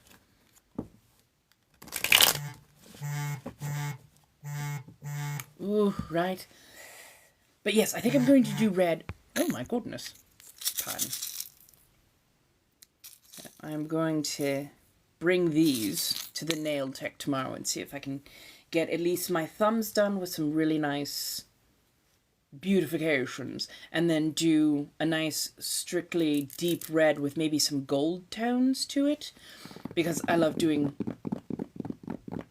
ASMR, and these nails have been absolutely fantastic for that.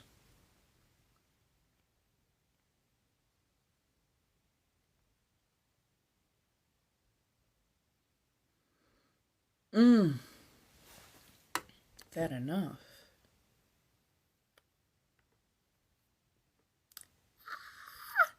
Thank you so much, Miss Whitney. Sorry, I happen to love the 555. I appreciate that greatly. Sorry, angel numbers, witchery, numerology, what can I say? I like repetitive numbers.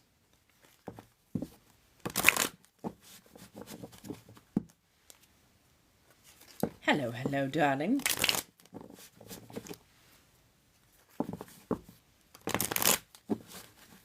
How are you doing today? Give me a second while I reflex these. Da, da, da. Ah, yes, and if you do have questions, because I know people always have questions around me.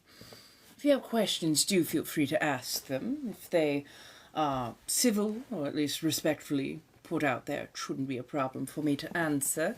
And if I find them far too personal, don't worry, I'll also let you know, without any sort of anger about it.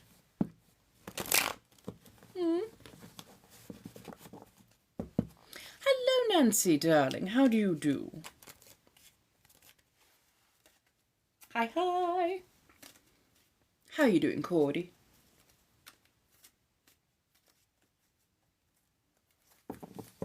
Okay, let's do our card pull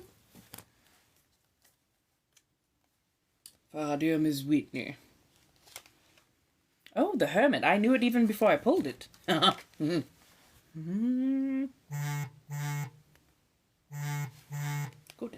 Don't know why I have the loudest tripod ever. It's so buzzy. Sorry about that.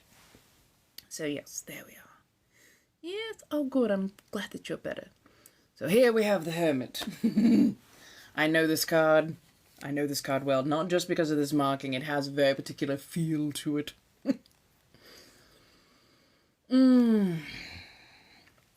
Apparently it is Hermit time. It's time to take a little step back. Do you need a little time to yourself? Yes, but that's not the reason you're taking the step back. You need the distance between yourself and others, because right now others are trying to... their machinations are just everywhere. They're trying to do all the things, they're trying to rope you into doing all the things, they're trying to run you ragged. Not because they're being, untoward, and they're just... It feels like you're dealing with a gaggle of extroverts. Just so many people just... You're like, no, you know what? No. I need a moment for myself. Do not be afraid to become the Hermit. Part of it protects your own energy. Part of it is so that you can rebuild some of what has been burned off. Your social battery is at about 20%. You're still trying to be polite, but people are just, hey. You're like, no, thank you. No.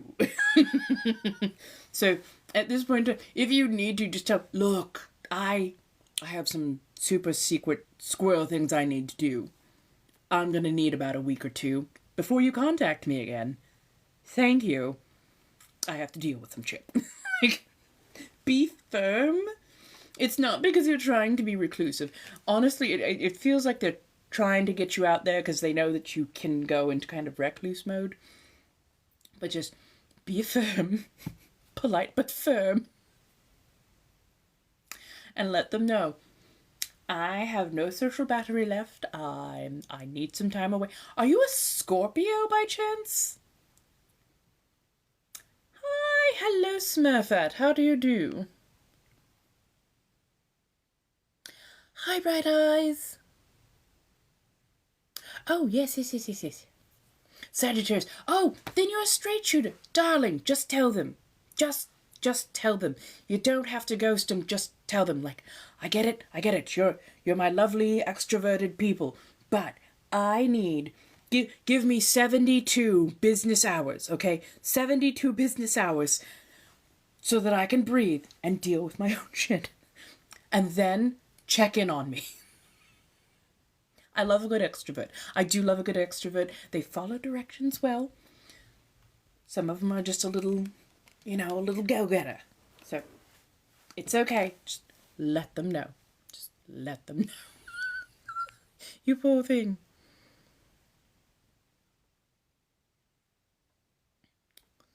And I mean, when you're overwhelmed for a long period of time, it can be that, just life is a little bit too much. Let's see.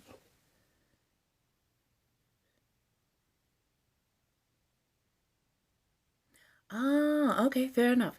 So, Sharon, you have got a 3 card, and Jamie, you have a 2 card.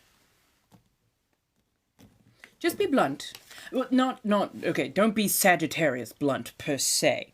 Just be straightforward with what you need to say to them. Ah, there you are, my dear.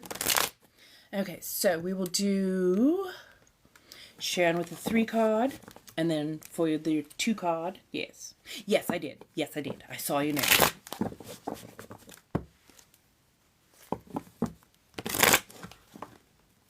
Ooh, no, no, no. We are not hopping the fence like that. Some of them really like to just come bolting out of the gate. Oh, you're welcome, my darling. Ooh, seriously? No.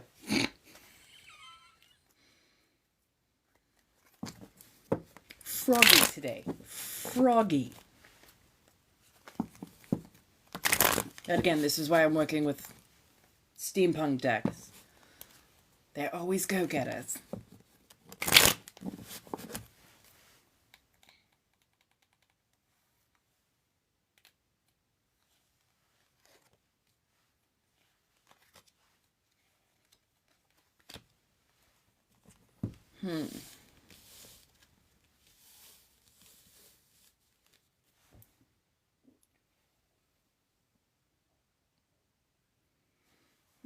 Your world is a little bit... The cards don't feel like they want to sit in one direction. They feel like they're waffling. So, we have the Fool, the 10 of Cups, which is known as a wish card, and then the Knight of Pentacles.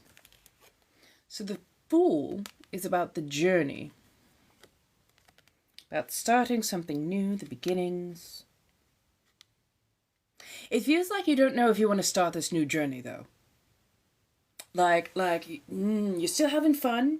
You don't feel like the party's quite over, but like the universe seems to be like pushing you towards something new, and you're like, but I'm not. There's still stuff going on. The universe. It's trying to get you to move forward.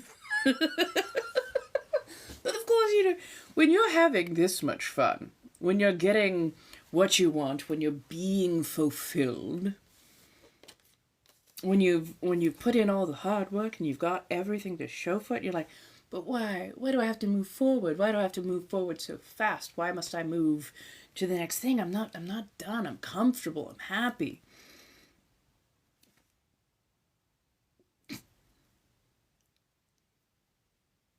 It's not necessarily it's trying to rush you. The universe is trying to use your forward momentum that you already have to parlay you into the next good thing. It's hard to leave a party, especially when you think you're leaving the party early. Roll with it, run with it. Bow out politely early.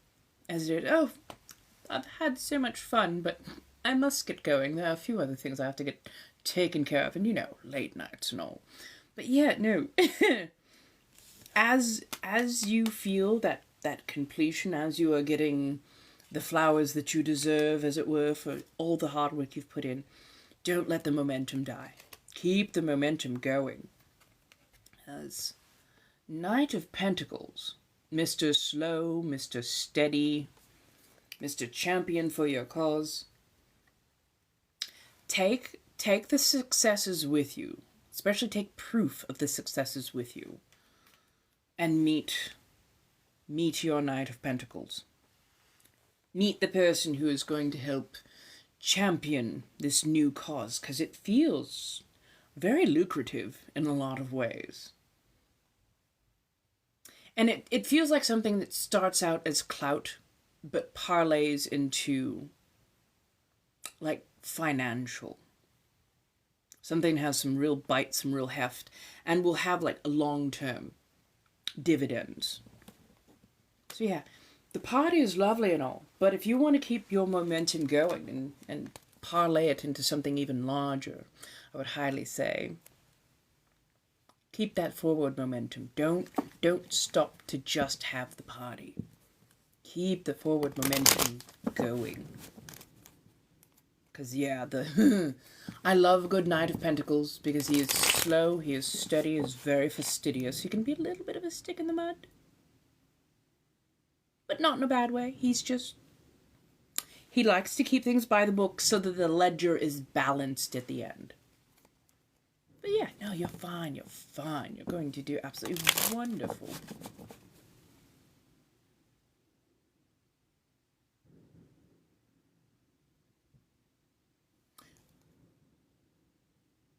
Apparently somebody's setting off fireworks? But no, you're in a good space. You're in a good space. But yeah, definitely follow the universe. When the universe gives you clues, yeah. I say from experience. But yes, you're welcome, my darling. You are so welcome. My dear Bright Eyes, you'll be next. Actually, let me take a very quick bio break. I'll be right back, my darlings. And then we will do the 2-card pull for my dear Bright Eyes.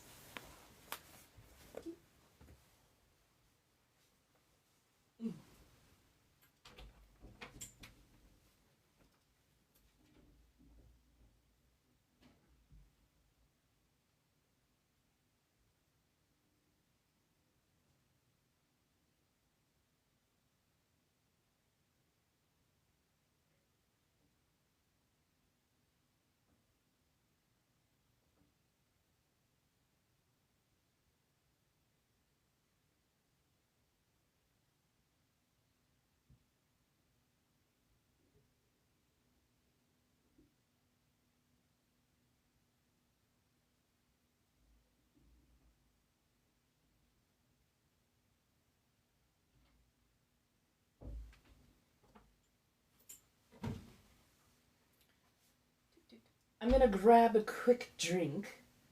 I'll be right back. Non-alcoholic version.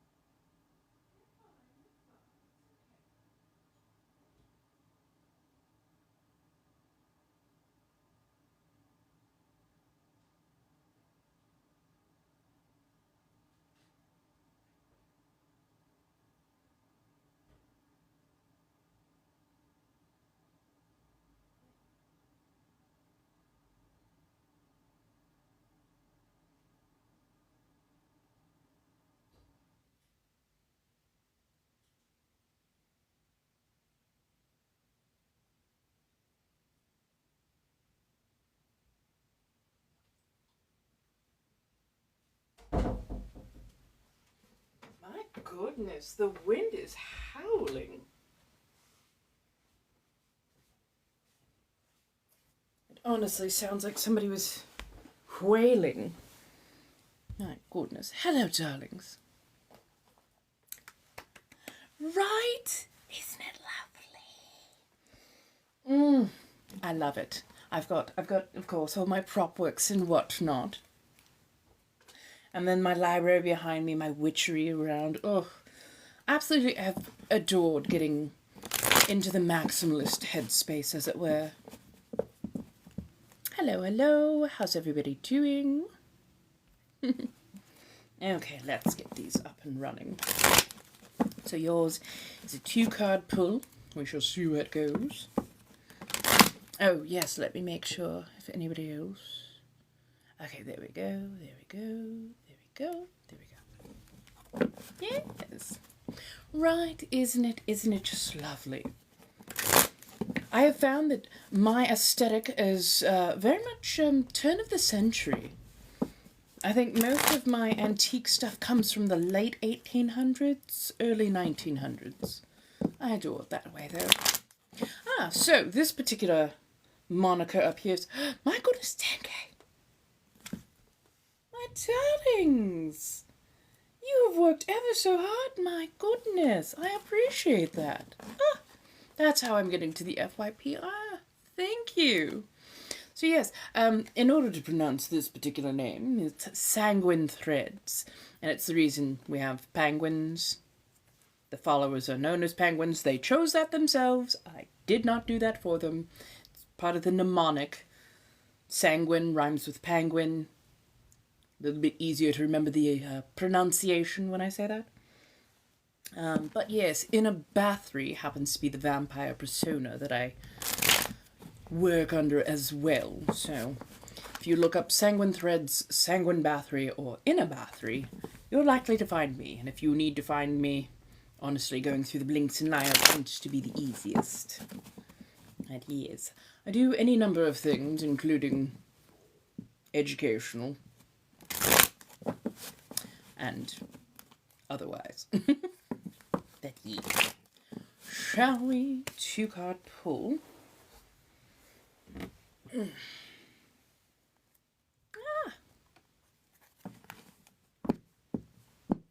I love that. Gotta love Nola. I do truly want to visit New Orleans someday. Like, really visit it. Not just, oh, French Quarter and did it. I want to actually visit. See some of the parishes. Go to some of the dark corners. I want the culture. I want the people who make the culture. Not just, there's a touristy space. No. Culture, please. People, please. The food and the magic and the everything. Oh, I believe it. I absolutely believe it. Honestly, part of me was thinking, ever so briefly, but definitely thinking, maybe I should move to, maybe I should move there, 'cause it just, And then somebody reminded me it is definitely mosquito heavy in summer, and I get eaten alive by mosquitoes. So,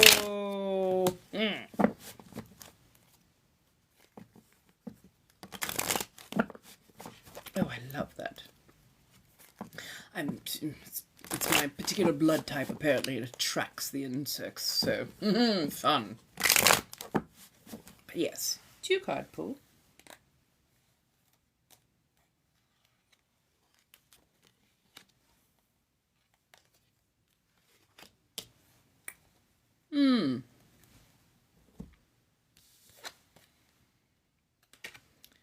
So, 9 of Cups reversed.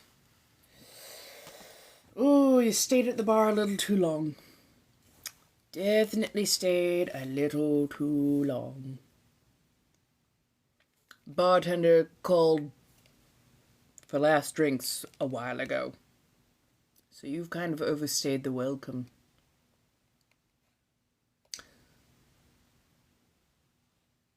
For whatever reason, you really don't seem to want to go home. That's okay. More or less. That is okay that you don't want to go home. But it feels like you're dragging your feet instead of facing whatever the issue is. And the bartender is starting to give you that look of, you don't have to go home, but you can't stay here. So you may have to face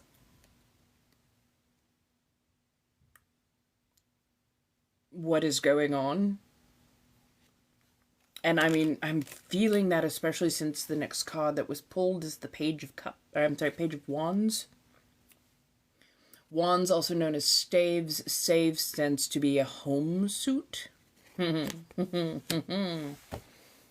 us double and triple check just to make sure.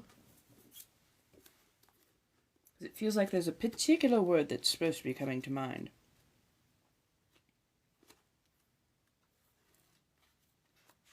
Dear Page of...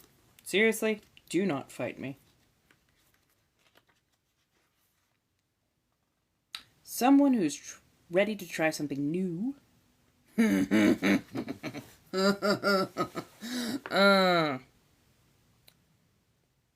I don't know what is brewing between you and the place that you dread to go. But in order to progress forward,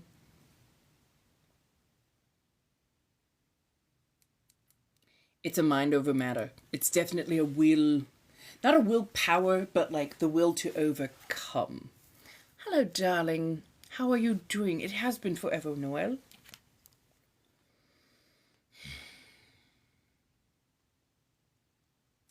The page is waiting for you.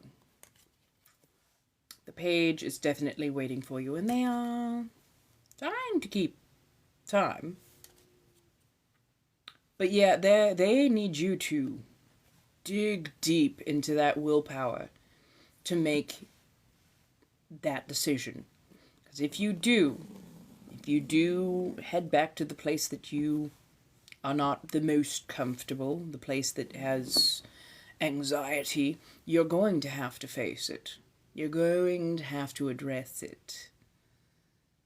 Might not be the most comfortable, but at this point you need to establish yourself in that place. And then it comes down to whether they wish to keep... Oh, how do I put it? If they got something to say, they're going to need to say it to your face. And you're going to have to hold your ground. So if you're worried about somebody in particular, go in there with confidence, courage, definitely with a bit of stubbornness. If they don't like it, you can cut them out of your life. But I know that that can be difficult if it is tied to a group of people. Because at that point you feel like you're fighting the entirety rather than the one.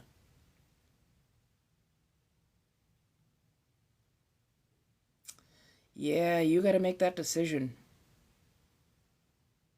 There will be people who will support you. Same point in time. You have to basically put the lead in there. You can't expect somebody else to do it for you. And that is like literally no detriment. It is literally just you need to enforce your will instead of letting others force their will on you. So, I hope that makes sense. But yeah, if you gotta hype yourself up a little bit, hype yourself up, because it's not an easy decision. Okay, I'm glad that was helpful for you, darling. I know when you're dealing with those kind of things, it's not always easy.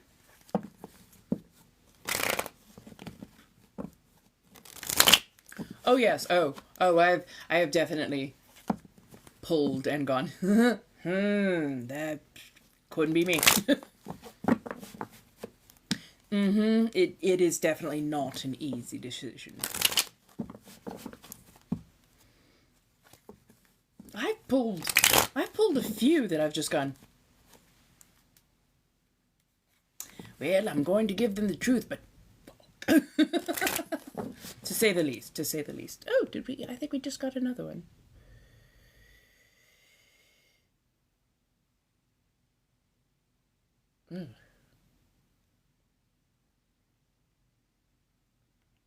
Oh, okay. It's just letting me know. Yeah. There was somebody, I think, who pulled... I think it was the Tower, the Devil, and then, like, I can't remember. The third card was also just one of just Dark Portent, and it's just... Who did you piss off? Like...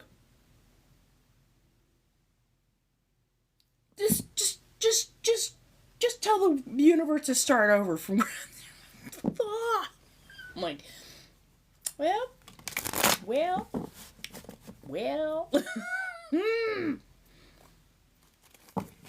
Hello. How's everybody doing? My goodness, thank you so much for the 12K. I appreciate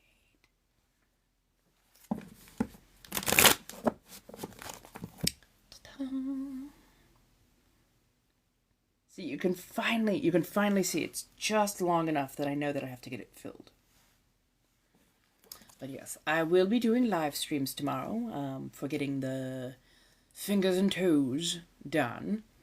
And also I'll be going to, hopefully I'll be going to the Mordecai, the little, basically the little food court and whatnot, grab a little something to nosh on. I can show you around a little bit, and maybe we'll even go into that lovely Kiniko new bookstore, because Lord knows I love a good book. Hello, hello. How's everybody doing? Welcome. Come on in. Welcome in. Bienvenue. Hello, B. How are you doing, darling? Hey, hey, hey. How are you, my dear?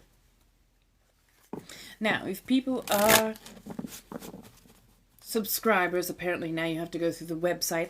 Also, if you need to recharge coins, I would highly suggest going through the website. It is much less expensive, apparently. If you go through the website, you get quite the discount. TikTok/coin. Hello, hello. How are you? I appreciate all of this love and support. I truly do. Tired and stressed, but okay. Glad I had the day off. Oh, I'm glad you had the day off too. Ooh, you had a nice little beach day for the mental health. Oh my god, yes. Yes, yes, yes. That sounds fantastic. Okay, escapee.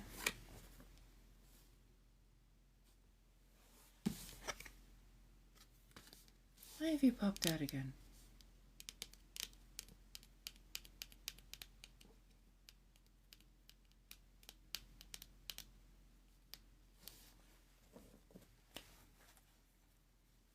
Gotta leave at 5 a.m. for school. 9 more days and you're done. Yay! Yay! I'm so glad you've stuck with it. You're doing so good. I'm going to need a clarifier, please.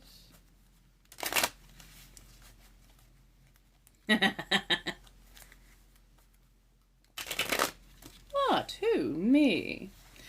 No. No.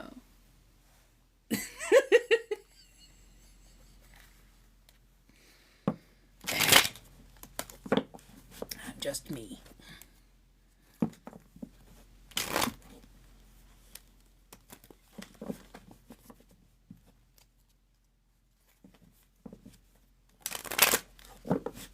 Ooh, nice. Oh, I bet. Nice little massage, a nice little readjustment. I do love that. Yeah.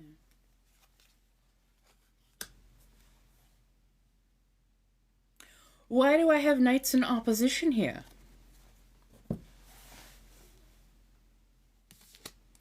Knight of Pentacles, Knight of Swords. The Knight of Swords came out like this. Why do I have knights in opposition?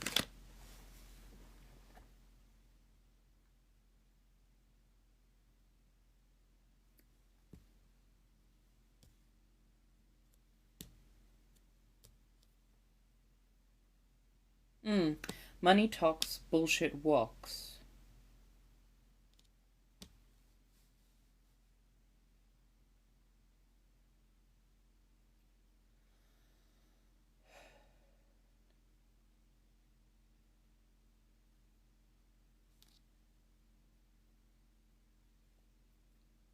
Follow the money?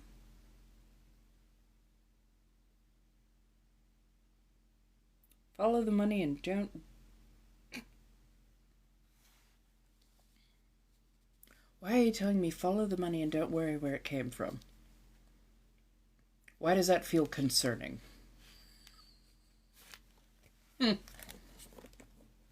Oh, good, yes.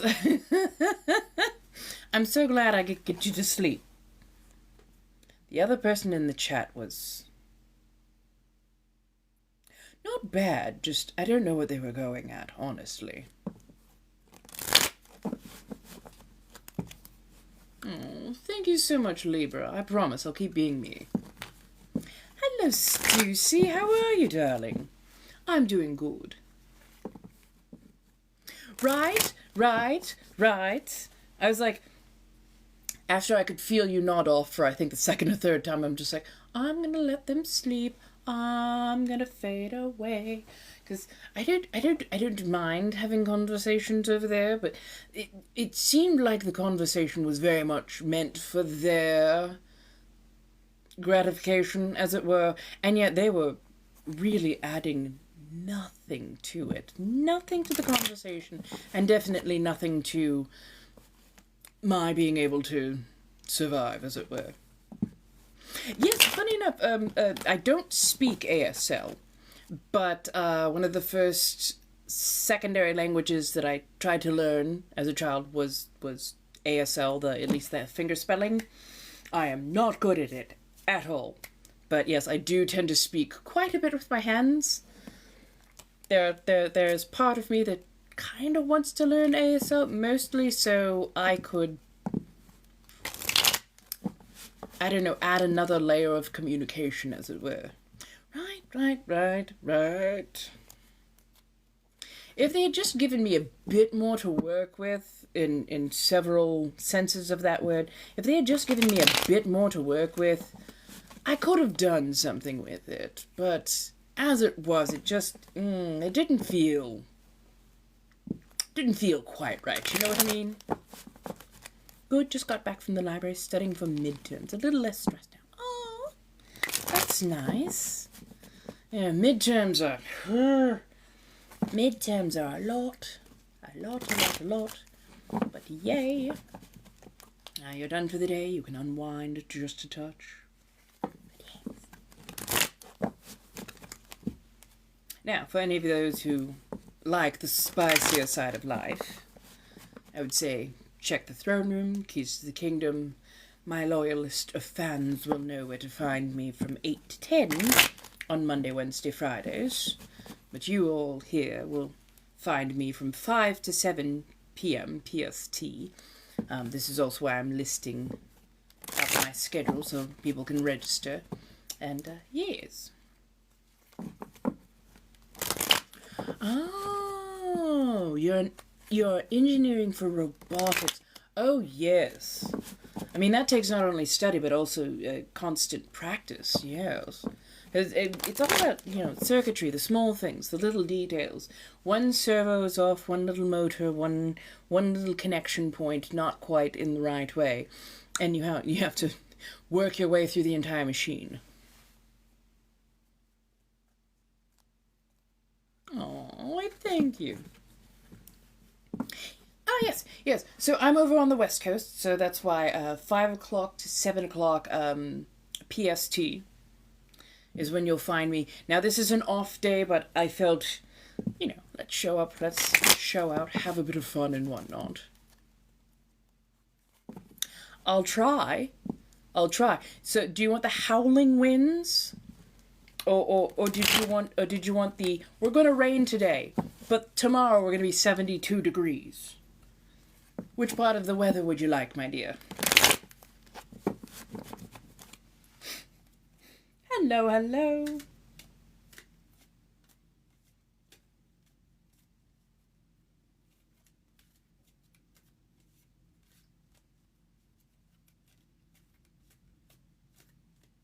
Oh, why, thank you, darling. Just my regular inner battery. How do you do?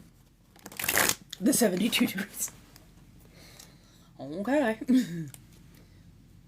Right. It's the 3-hour time difference.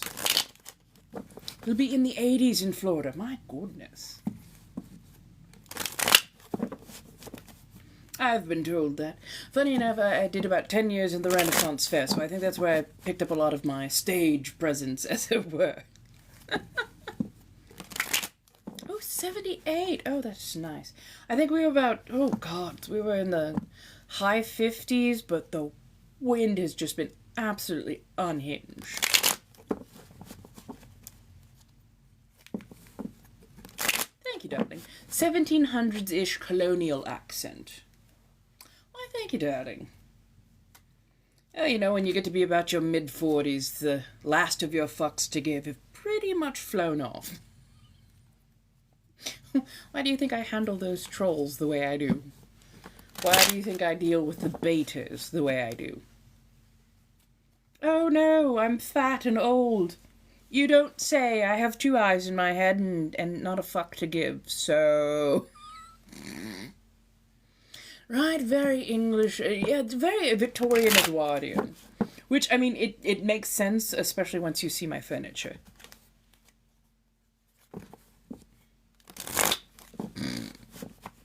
Fair. Fair. Definitely fair.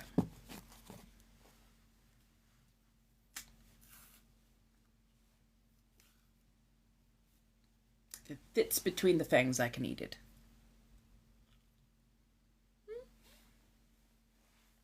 Well,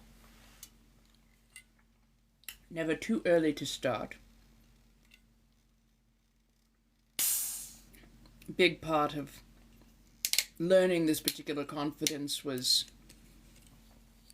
realizing that I'm the only person who has to live in this body.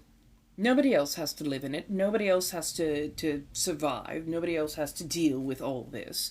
So somebody else's opinion on my form doesn't really matter much. How I feel about my form, that matters. How I wish to treat this form, that matters. But whatever, somebody else thinks, oh, I don't like your hair. Well, that's fine. You look like a thumb. So how about you go ahead and get out? Hit him back with a bit of snappy wordplay if you must. What? It's just the tip.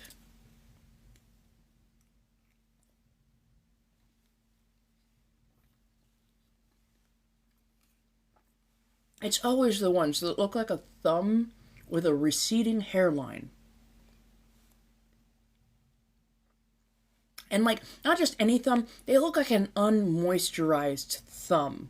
That's like the second cousin to a big toe. Like, how are you gonna come at me looking crusty, dusty, just fungus growing off the side of your head, but you got something to say about me? Oh, you have placed your value to my life far too high.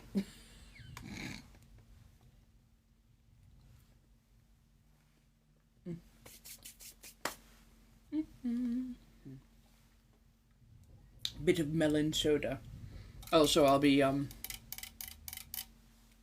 sucking the air out of this later on. I have a couple of...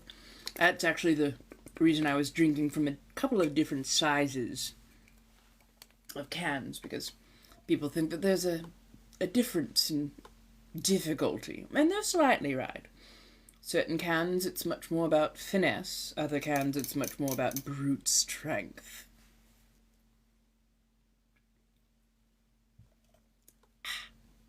So, how is everybody this evening? My goodness, 15K. I appreciate this. My goodness gracious.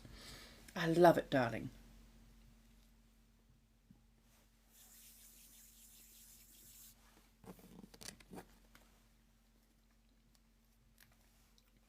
Now, if anybody needs their card pulled, especially if you are a subscriber and you have not already had your 1 card pull, by all means. Thank you, darling. I would very much appreciate it if you got me to 20K.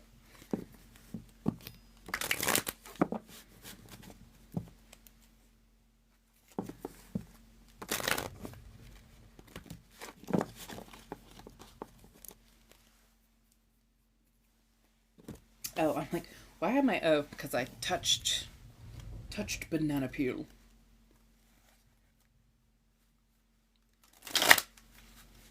Hello, hello. Mike Myers. Gotta love the Halloween series. Although, what was it? Halloween 3 had really nothing to do with the rest of the series. 1 and 2 were pretty good. 4 and 5, yeah. The last one with Jamie Curtis. Well done. She definitely upholds and represents the franchise quite well. Oh, thank you, darling. Just lovely. And then tomorrow, we'll be getting toenails done to match nails here as I get these filled in. And we'll be doing a nice, deep, dark red. And I think I've just got to find an outfit that goes with it. Going to do at least a few photo shoots. I'm trying to figure out good ways to feature the nails, since everybody's been so absolutely fantastic and wonderful, supporting the content that I make, as well as, you know, helping to provide for the lovely little outings that I go on every now and again. I very much appreciate it. Thank you, darling. And yes, that is the sign language for thank you. I try to learn the polite words first, and I don't always remember them, but I try.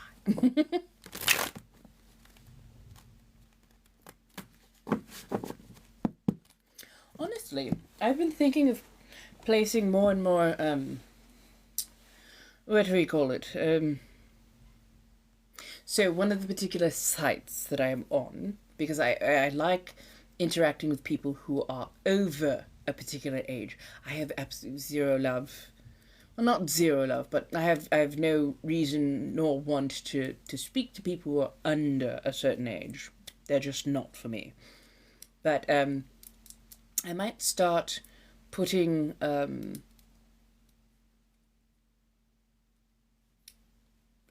certain things over on other sites to help with sleeping issues. Apparently I've got that kind of voice. So, we shall see how this goes. We shall see how this goes. Sorry, don't mind my brain. It's also been wandering off on me. Right. Learn the please, thank you, and where's the bathroom? Very much that. Very much that.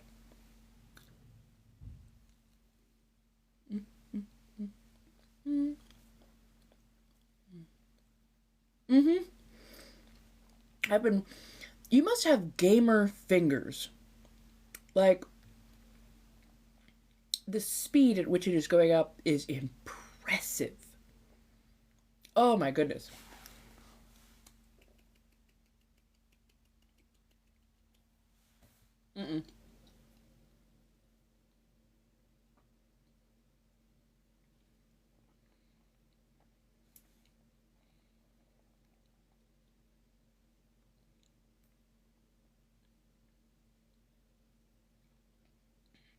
There we go.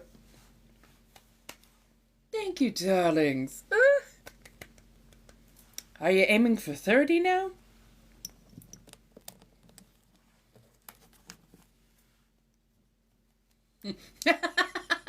Fair enough, fair enough. What's the old saying? Flip it over, you're not reaching for change.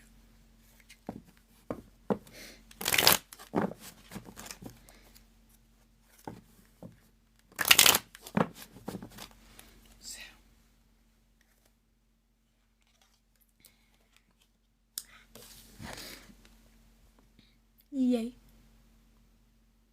So, for the collective, since you've been so nice and gotten me to 20k, let's pull a card for the collective. So the Six of Cups, childhood memories. Nostalgia is definitely not the word, but it's like looking back at all the lovely things of childhood, reassessing them ever so slightly and going, I kind of feel like doing this again. So if you're having an impulse to do something that you used to do, like going to conventions or some sort of art, a passion from I won't say childhood, but, you know, a number of years ago, something that you put down and walked away from, if you're getting an impulse to go back to a particular passion that you have, definitely wander towards it.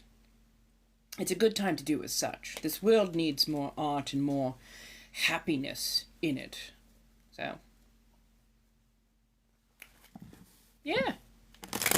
Follow the passion. Definitely follow the passion. The world needs it at this point. Oh, hello, Aja. How are you doing, my dear? Doing better, calming, yay. Ah, you're welcome. You're welcome. How about for every 20k, I will do a card pull. And it will be for the collective. So let's see. We've got... That is steampunk. Let us grab Shadowscape.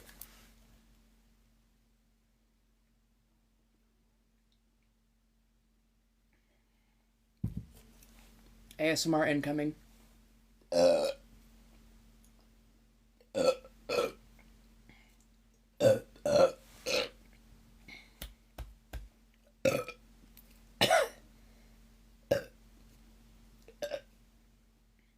I am so sorry.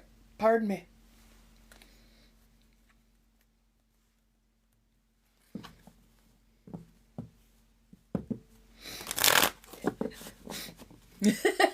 So much confirmation. So much confirmation.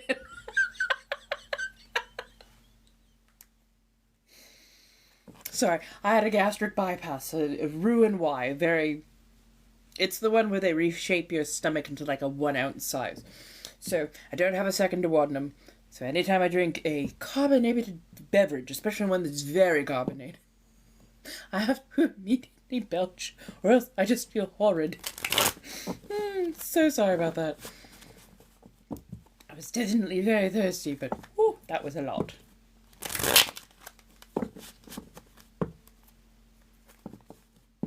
Yay! Body doubling. We love it. We adore it.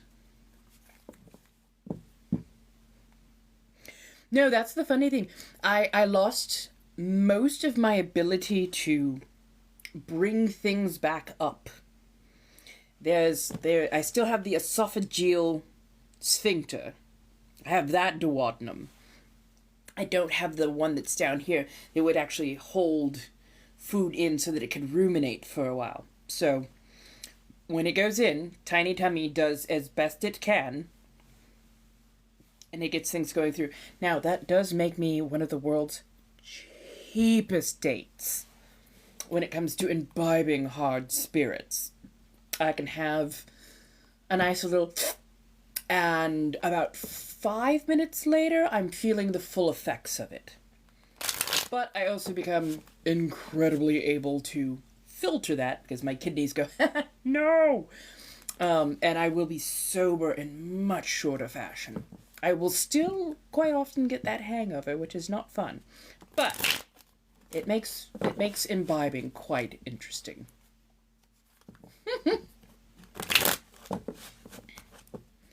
But yes, no, the ability to bring anything back up, I have to use gravity. At that point, I actually have to use gravity. I look like a sorority girl trying to do a keg stand. It's comedy, to say the least. My goodness, we're already at 25k. I appreciate it.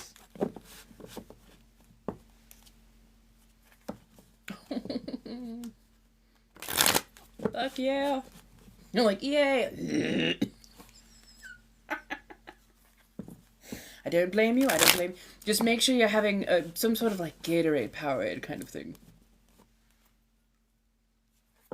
You can do it.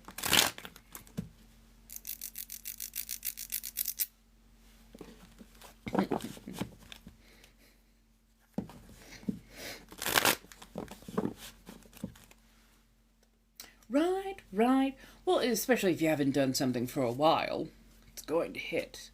Now, I highly suggest putting at least a little bit of orange juice into any of the mogs that you have. It will help just a touch.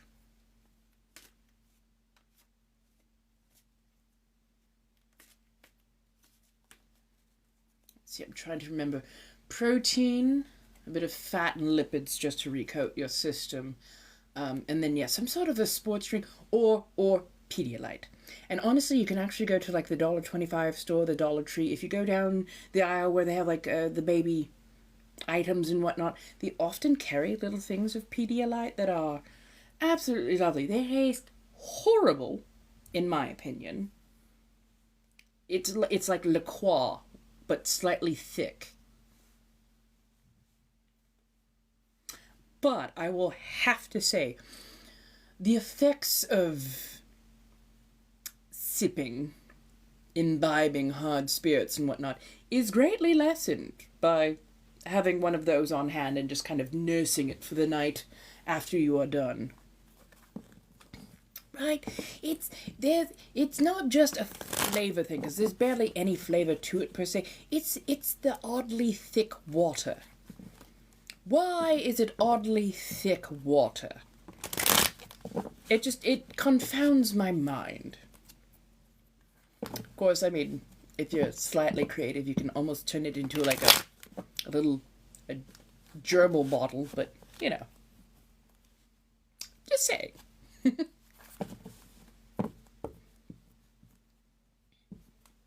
Oh yes, liquid IV. I've had that, I think, once or twice. It's a little bit salty for me. Again, I'm overly sensitive. Don't worry about that.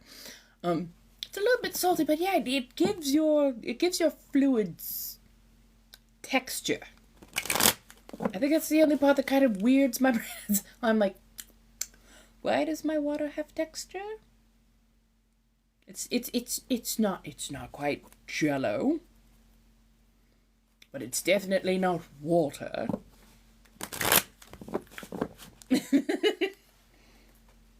But it's not that bad. Pardon me as I have noticed my lips are a bit chapped.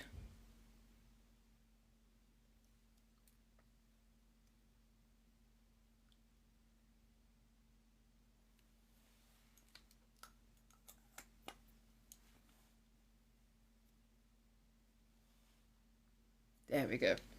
Hello, hello, darlings. Come on in. My goodness, we're almost to 30k. You're doing so well.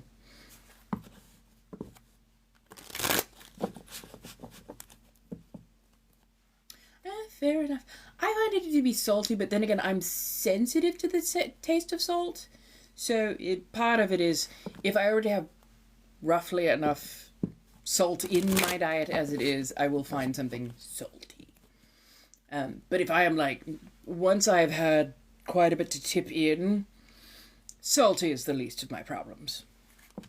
It's mostly just let's just get it in the face. I'll just let it absorb under my tongue. Eventually my brain will figure out how to swallow.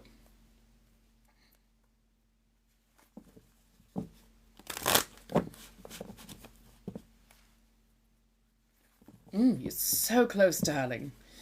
Just 1,000 more. Well, 1,100. Let's count it down. So 11, 10,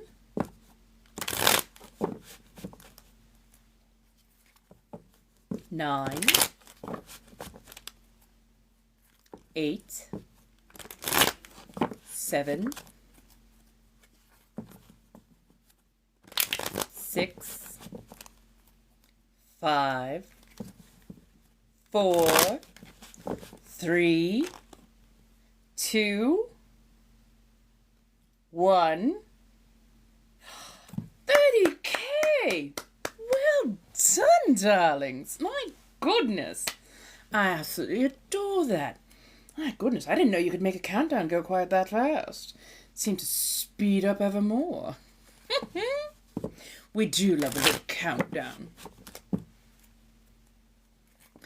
I feel that. But you're doing absolutely amazing. I appreciate that, my dear. I truly do.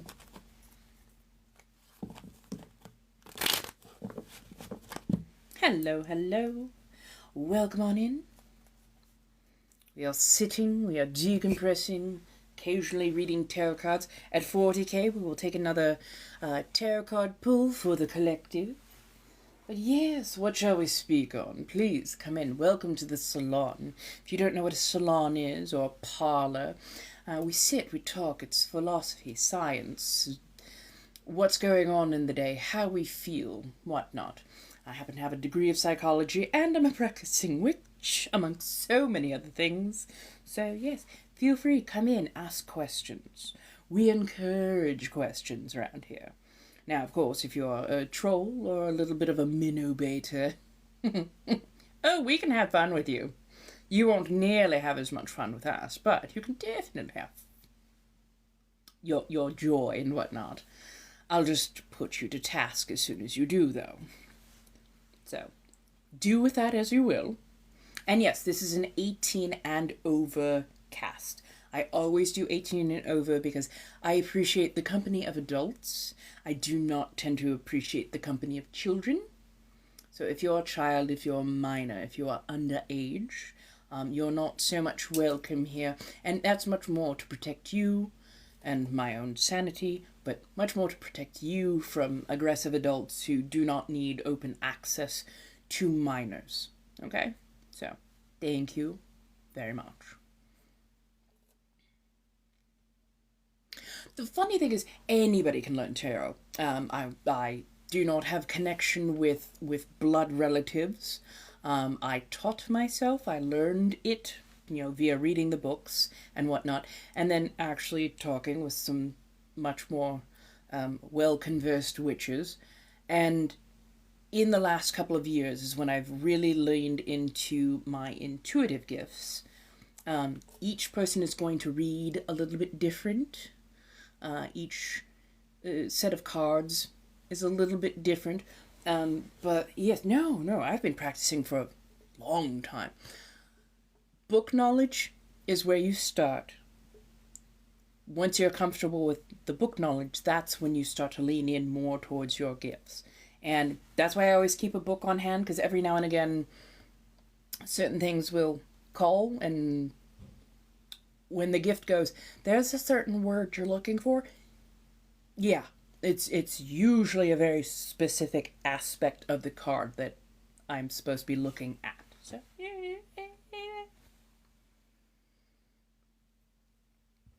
but no, anybody can learn to do divination.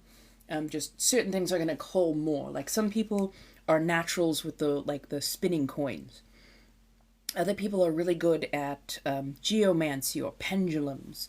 I happen to be really good with tarot cards. There are others that have other divination methods that work for them. So far, me and runes, not so much. I've tried bones only gently, and for the most part, I like the noise they make, but they don't really speak to me per se. And no, cards are apparently what work the best for me. But yeah, hello.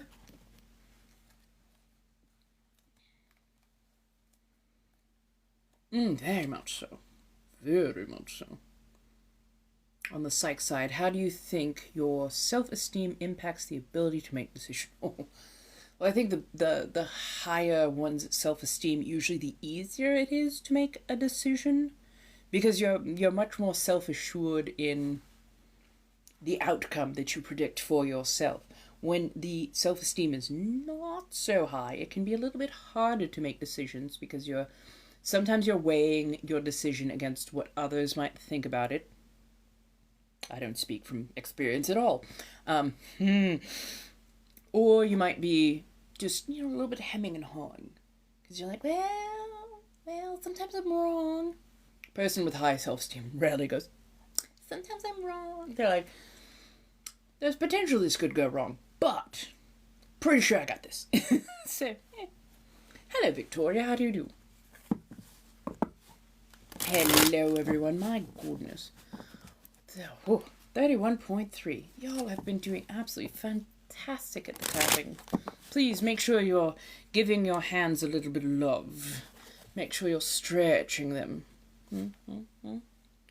Make sure to get them nice and warm, get them stretched out.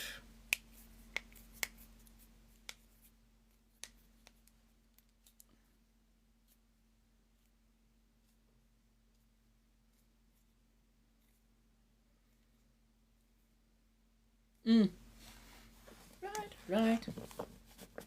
Well, I've tried playing things like the guitar, but I can't seem to get the coordination. I absolutely adore watching other people play guitars. And I understand better now what they are doing. I just know for myself, like, I can't do it. But that's fine. I have, like, when you have a little bit of the technical knowledge, that helps. But yeah. Dame Judy Dance. I appreciate that. I will take that as a compliment.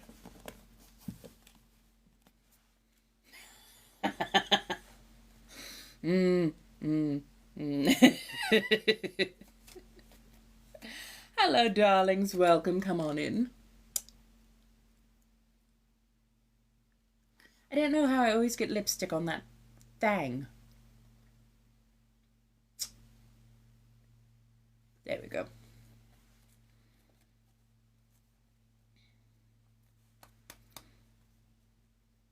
Right. Well, I mean, anybody can learn to read the book definition of a card.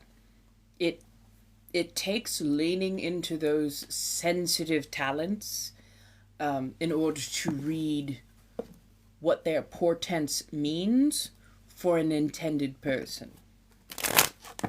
So it's the difference between rote knowledge and like intuitive or clairvoyant knowledge. And again, that's something you can develop over time if you have those gifts. It is not always just the given, and cards are not the only divination tool. There's many, many more. In fact, I think cards as divination tools only came more into existence in the last couple hundred years, versus some of the others that have been around for literally thousands. So yes. Scarlett, hello my darling. I hope you're doing well.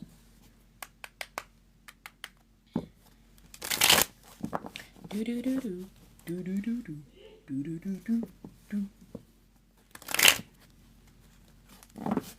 Hello, hello, hello, my darlings. Oh, come on in. Don't mind me if I hunch over just a bit. My God. I could just get my spine to crack.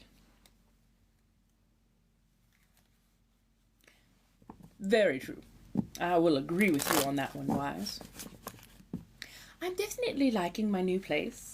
I would like to keep it at least for a couple more months. I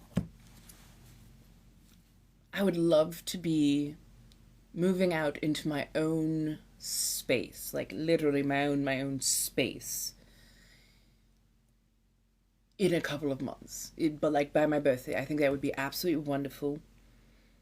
I have a feeling that I could develop an entire series around just every little thing that I want to do, every educational thing especially that I want to do. So I am hoping that I will get to the place that I want to be, where I can be a much more fully realized self.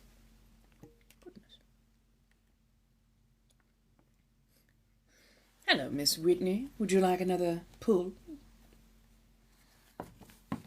Shadowscape, or let's see, what do we have? We have Lover's Deck. I'm sorry, Lover's Path. Mucha, Klimt, Shadowscape, or Steampunk.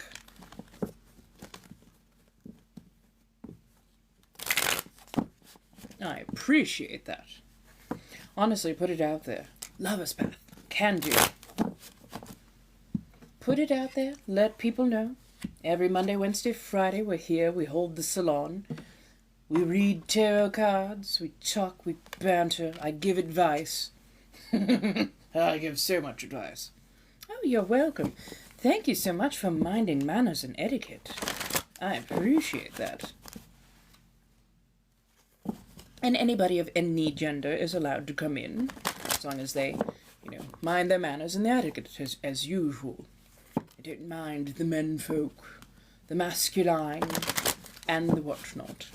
So yes, everybody's welcome, as long as they are minding P's and Q's, as it were. And for the most part, my mods know to let me deal with them at first. So, anybody has a problem with how they may have been excised. Luckily, we haven't had to do that in a long time. But yes, if anybody doesn't like how they got excised, then they can come and talk to me, by all means. By all means. I'll have a lovely little conversation with him.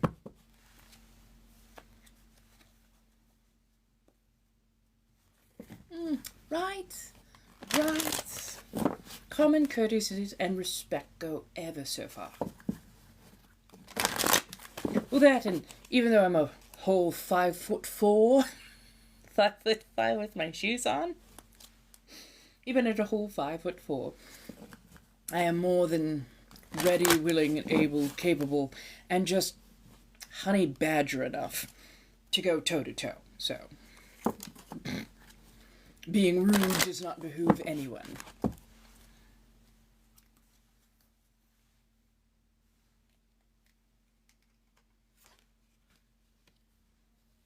Ah, the 8 of coins.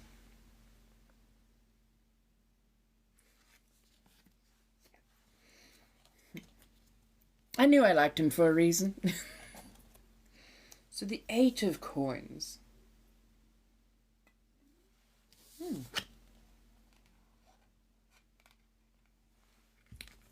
I don't know why, but I suddenly got the image of a coin strike. I don't know if you've ever seen a coin strike. It's a very large, heavy thing. You put the blank coin on the pedestal, lined up ever so perfectly. They call strike. Pull the lever, and it drops an incredibly heavy weight onto the blank and impresses the face onto it. The 8 of coins is a card of building. You've got your pieces in, you've got your schematics have been checked over, you're actually starting to, put everything into place. Everything is moving quite well. You're deciding what is the next move, the next thing that you need to do in order to put it even more together. So this is a time of building. This is a time of refinement. You've already checked over everything. You're just, right now, you're putting it together. It's it's not even like you're making money. It's like you're minting money. Continue what you're doing. It will make money for itself. And by the time you get to like the completion of it all, the 10 of cups, you will have stacks upon stacks. Because whatever this is you're working on, it's already paying dividends. You're not even having to worry for it. It's practically paying for itself. Keep going with that project. Keep going with what you are doing. It's making coin for itself. You don't even have to babysit. Just do what you do. It's gonna build its own wealth. Oh, I love the fact that you can just sit, thrive, do the thing. So yeah. Love that Ace of Coin. Especially when it's making your own money and you don't even have to be finished with that project. Love it. Hello. How's everybody doing? I hope that makes sense for you.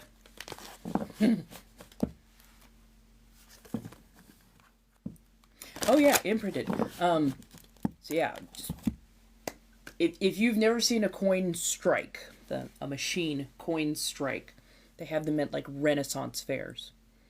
At least the one down in Southern California, they had coin strikes. And never put your hand in a coin strike. You'll lose the hand.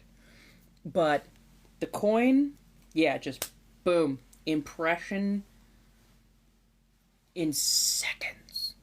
It is awesome, though. Ah, yes. So if you follow the links in Laya, it's $5 per card. You can get anywhere between 1 and 10 cards. feel free to have that, and then come on back. We will get them read for you. And every 20,000 hearts, we will draw a collective card for everyone. If it resonates, take it with. If it does not resonate, it is okay to leave. As in, you can leave that energy on the table. Is it where you're like, nah, it's not for me. That's okay.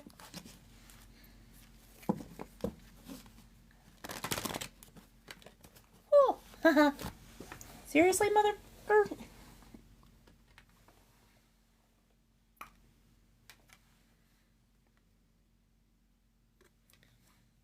Six of Cups keeps coming up. Six of Cups and the Ten of Wands have been super active lately. And the Six of Cups is nostalgic memories. Memories that hold really good portents. A little bit of rosy-colored glasses in play, but you know, remembering the good that was, and helping to bring that into the present. So yeah.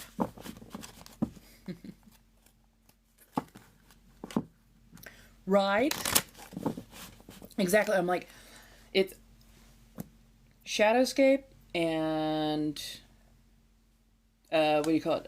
Steampunk have both been spitting that card out quite a bit, and this is the third deck that has been with these cards. I'm just, okay.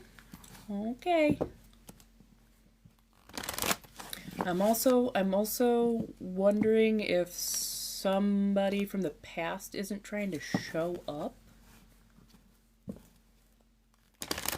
I'm just trying to figure out who would be showing up.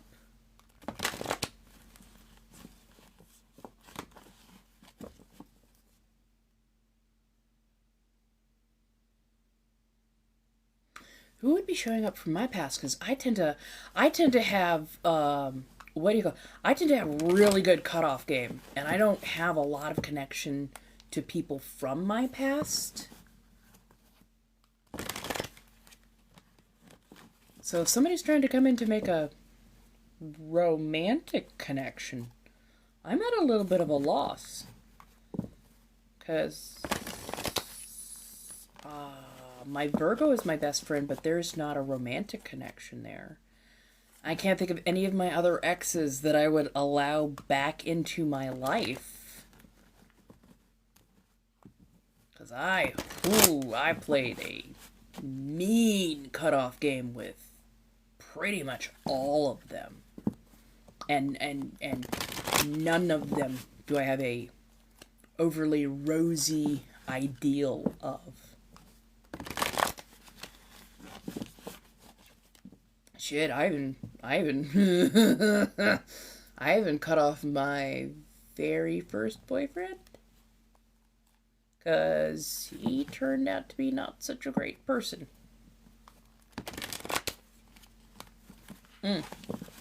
Well, fucked if I know. Fucked if I know. Oh, is it Venus retrograde? Could I get into a relationship before Venus retrograde hits, please? I don't need to play reverse. No, thank you.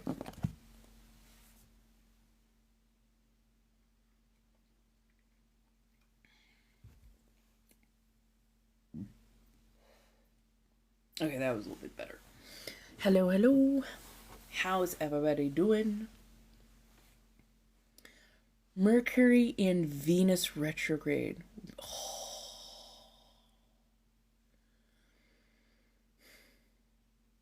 I don't need to confuse love with poor communication skills, please. Like, why?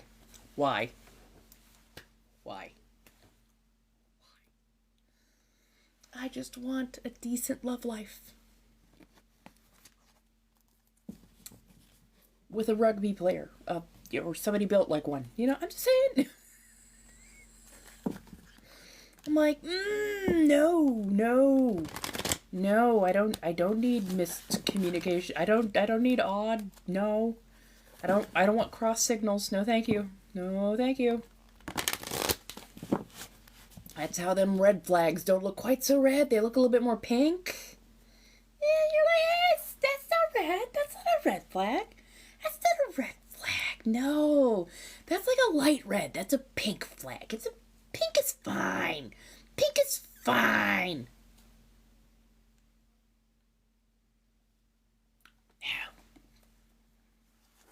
Hello, hello. I just want to find a nice, non-toxic person to date. Notice I put literally 0 gender to that. I just want to find a nice, non-toxic person or persons to date. That's all. That's all I'm asking for. And if they could, maybe have a couple of my proclivities and... I'm just saying.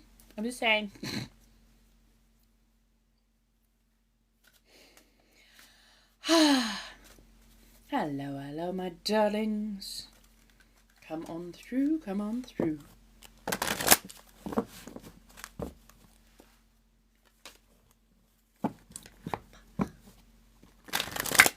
Oh, good. Come on in. Feel free to chill. Decompress for a bit. That part. Like, honestly, looking back at some of my... Yeah, not all of it. Some of my dating career, like, some of it I'm like, oh, those are red flags. But they're small. It's okay. When I get there, it'll be fine. I'll figure it out. Then I got there and it's like, oh, I was across a football field. So these were actually these. I was like, fuck. Yeah.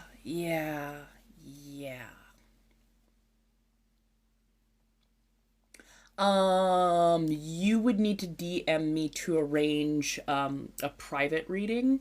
I will never DM nor approach somebody for private readings because that's far too easy for like scammers to do.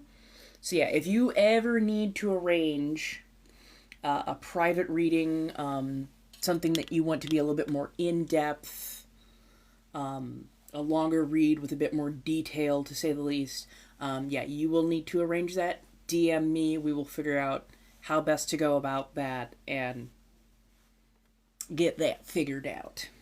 So yes.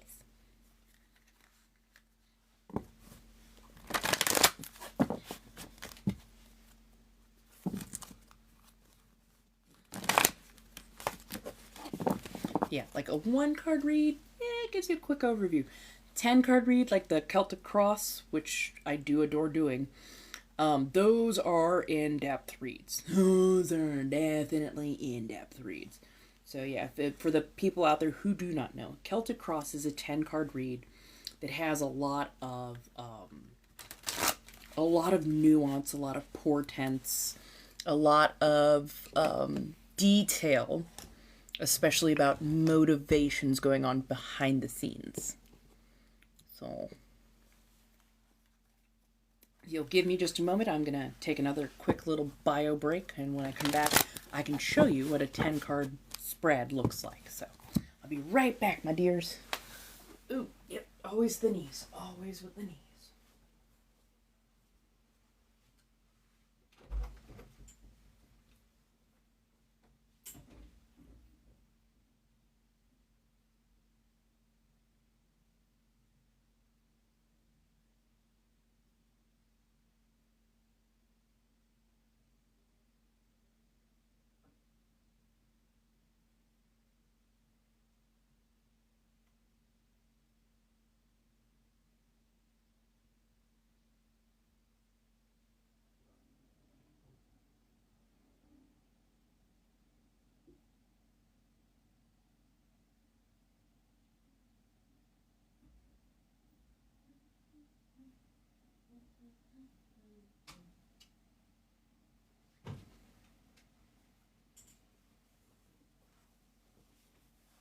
La la la.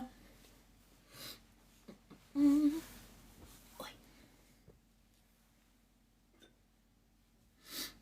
Hello, hello. Okay, let's find a much thinner.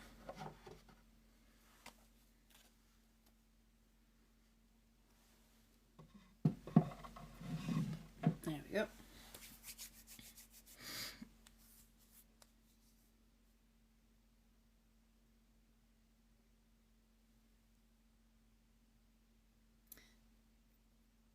Translation.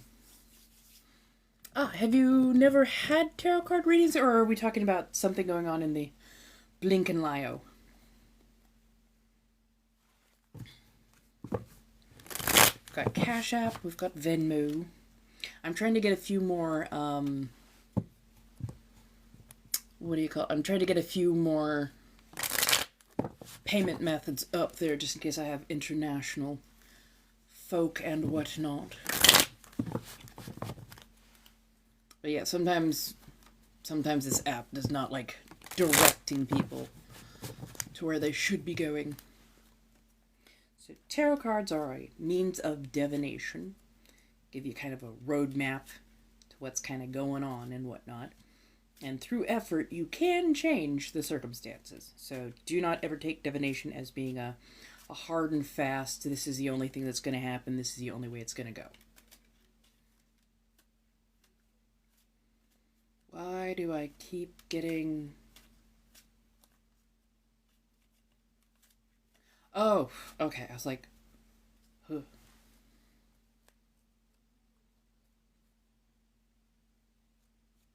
Oh! Click on the Blinks and Lio. You can choose Cash App, Venmo, or Throne, I think is another one of my payment methods. It should take you to any one of those, and just $5 per card, whatever you need, from 1 card all the way up to 10 cards. So, whichever payment method works best for you.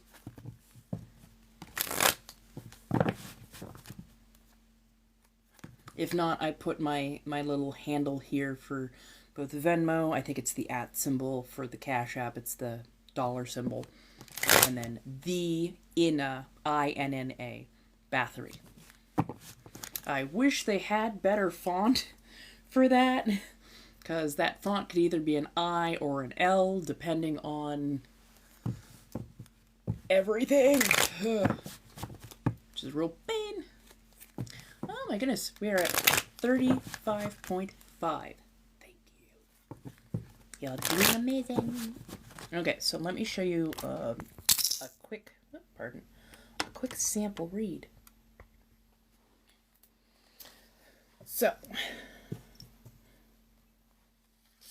first card is the person being talked about. Second card is kind of the matter that is crossing them or vexing them. Above is kind of like what the top of the matter is. What the thing is, you know, because it's the thing that's on the top of your mind. And then the bottom of the matter is usually the more subliminal issue that is going on. Pardon. This is the card of the past. Basically, what is precipitating what came before. And then this is the card of the future. What the... This is wild. 4 of Coins reversed. Fool. 7 of Pentacles. 3 of Wands. Judgment reverse. Magician. Okay. Then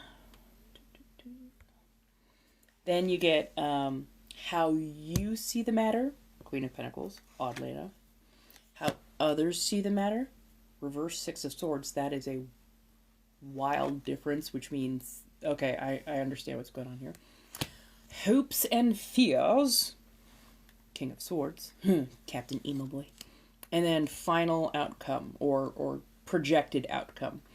Queen of Swords in reverse. I love that this literally is reading for nobody in particular, because I'm just like, oh yeah, no, those discrepancies are hard enough. Those are far enough apart that I'm going, yeah, no, that's not reading for anybody in particular.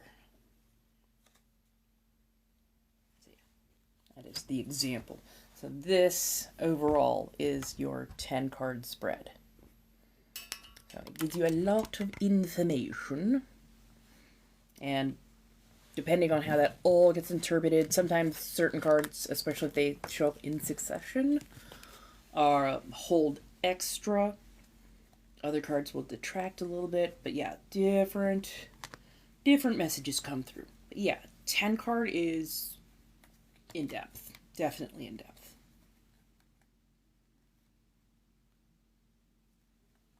Sorry, it's howling out there. Sunny, how are you doing, darling? I'm so glad I see you. We're getting the nails done tomorrow. Hi, I hope you've been doing well. I know we've kept missing each other, my dear. I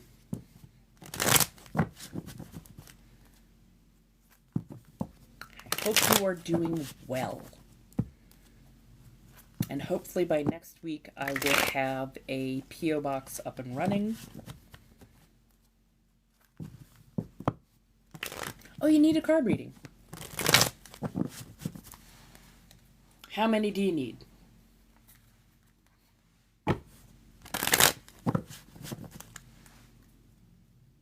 Oh. Thank you, my dear. World's loudest tripod.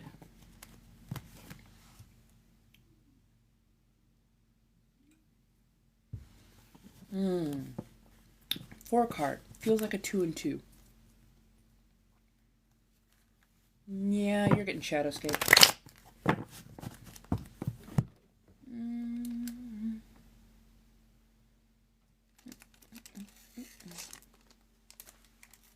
You just listen today. Come on. There we go.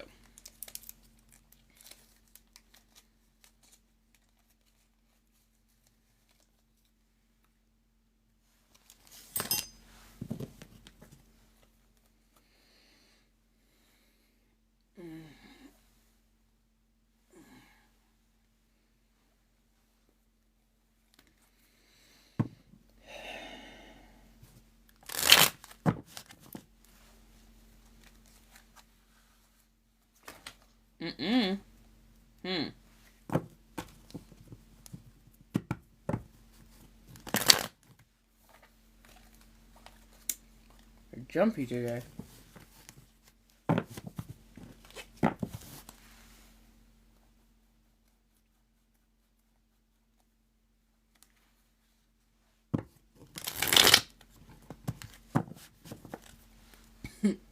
This is for you.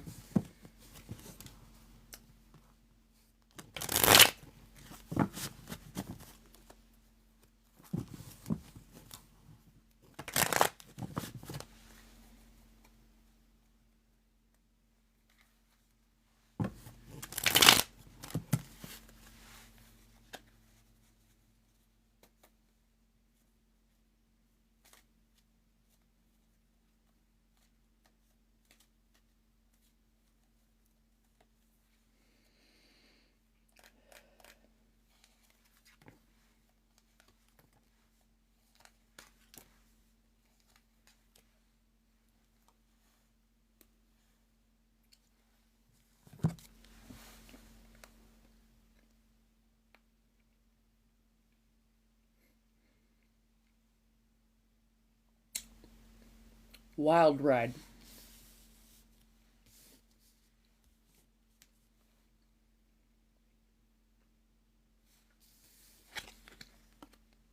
Chariot, right side up.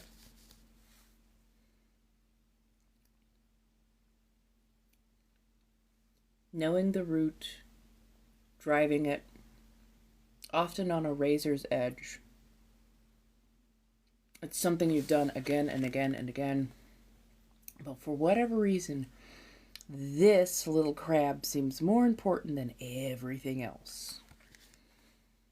And the crab feels like a symbol of renewal. that shedding, that molting, you've done the thing a million times, but always you have to have room to expand, grow, make better routes, find a better way.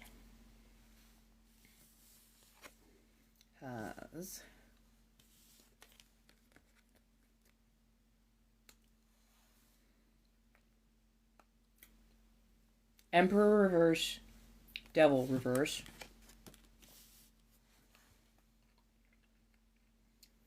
Too much structure, too many rules. Denial of anything sumptuous, sensuous. Avoiding vice by putting far too many rules, strictures, blockages in the way. And pretending like the vice, well, not pretending, but feeling like, oh, if I have anything prurient, anything that brings joy, it's too tempting. So you keep building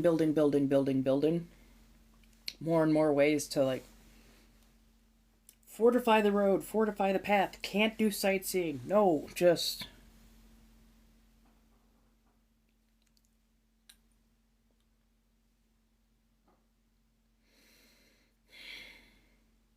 you want to grow, but it's almost like you're building, I don't want to say a tower, but it's like you keep building yourself a narrower and narrower path to the point where you're stopping your own forward progress. You need to relax those strings just a little bit. I'm not saying dive into Vice, go to Vegas for the next week and just gamble it all. No. Lean into those things that bring you pleasure. Lean into the things that bring you passion. Growing, especially growing up, does not mean that you have to put all things of pleasure into it's a childish thing. I have to just be the adult and focus on nothing but work. That's how you burn out. That's how you just absolutely lose what actually makes you you. Basically caging your own spirit, caging your own soul. You need to be much more like our lovely, lovely Page of Wands.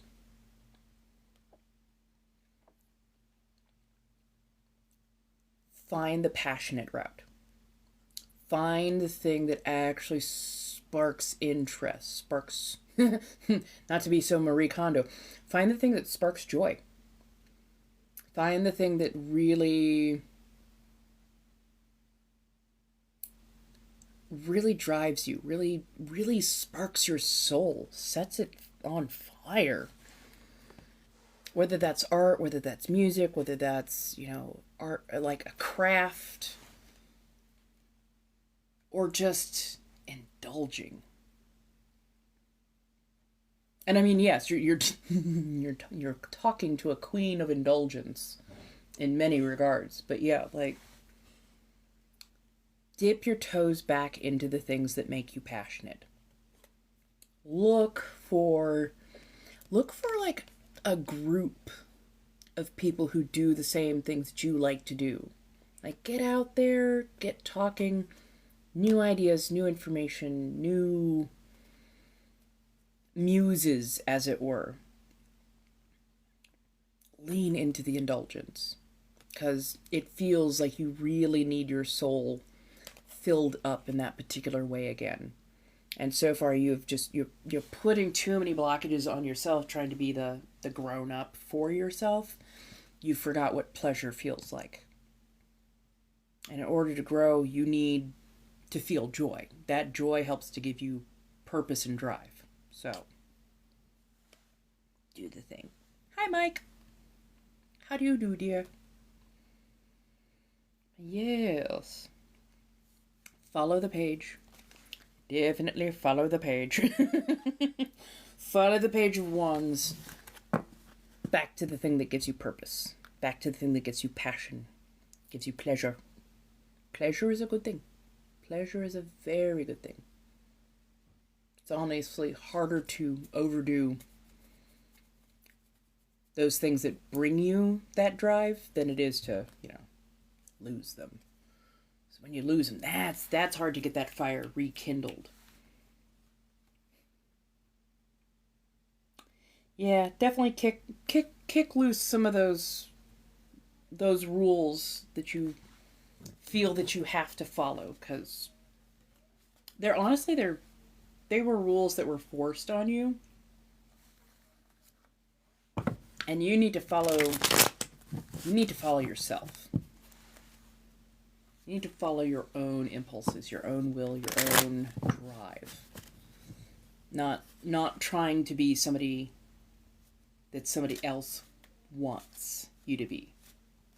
That does not make you happy. It does not spark joy, as it were. I hope that makes sense, my dear Sony.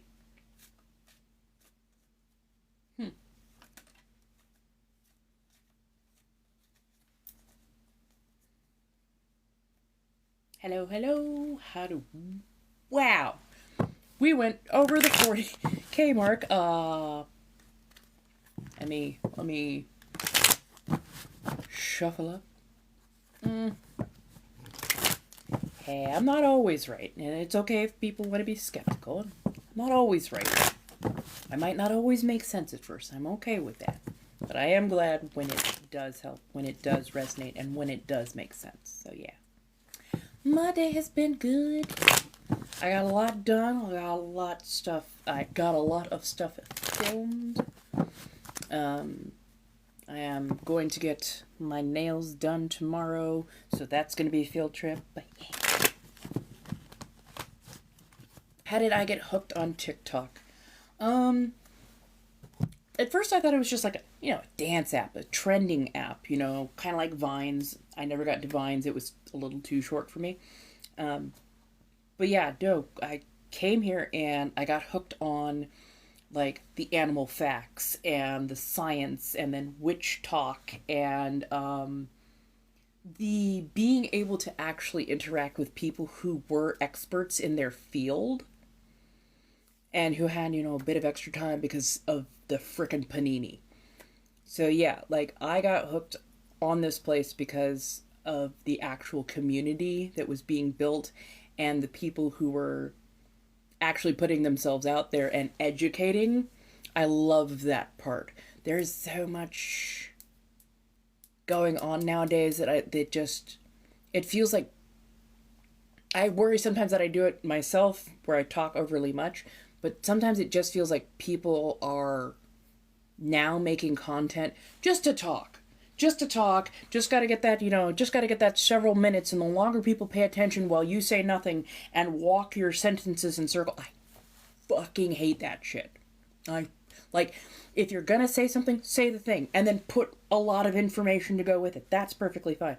But I hate it when they're like, I'm gonna sit here and, oh, what about this thing? Oh, I'm gonna talk about this thing. I'm gonna talk about, and then they don't.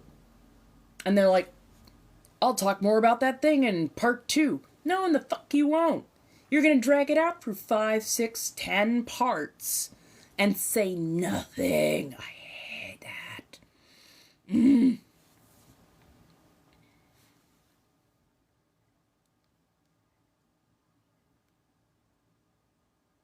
Right. I love the dance stuff. I love the cosplay stuff. I love watching like the crafting, the hand crafting, where I get to watch the time lapse of somebody doing something while they're talking about the process. I love that stuff. I don't mind the selling stuff, mostly because I like, nah. I can scroll by. I can hit not interested. If I need to, I can even like block the things or the places that are doing the selling. So, like, that doesn't irritate me too much, but I can understand why it would definitely irritate other people, because it can be rather invasive. And a lot of times, you are not assured of the quality of the thing, because they're being paid. And some people, you can pay them, and they will give you an honest review. Others, you can pay them, and they will give you the review that you want. This is why I know that I wouldn't be paid overly much, because I will give you my honest opinion, and that rarely works in the favor of mass-produced goods. So yeah. Hey Mariah! I'm doing good, how are you? Right, that part. Part 2, 3 days later, you're like, motherfucker, I wanted this information like literally 10 seconds after I finished part 1. I'm with you on that. Hello. Thank you all so much. Welcome on in. Yes. And I will be posting up more stuff on the tube. Today was a content making day, so even once I sign off of here, I'm going to do some more content making, and then I'm going to be putting that on multiple platforms. I'm trying to finish out a little bit of reading that I've been doing so I can understand better ways to market myself, because right now I'm not good at playing the marketing game for myself. So I'm trying to figure out, okay, how can I ethically market myself, make better content, make content that kind of catches people's eyes, but also avoids some of the pitfalls that I just named, like going up, oh, we're gonna do this in a 10-part series. No. Give the information concisely. I might have to actually start writing scripts, which is gonna be hilarious.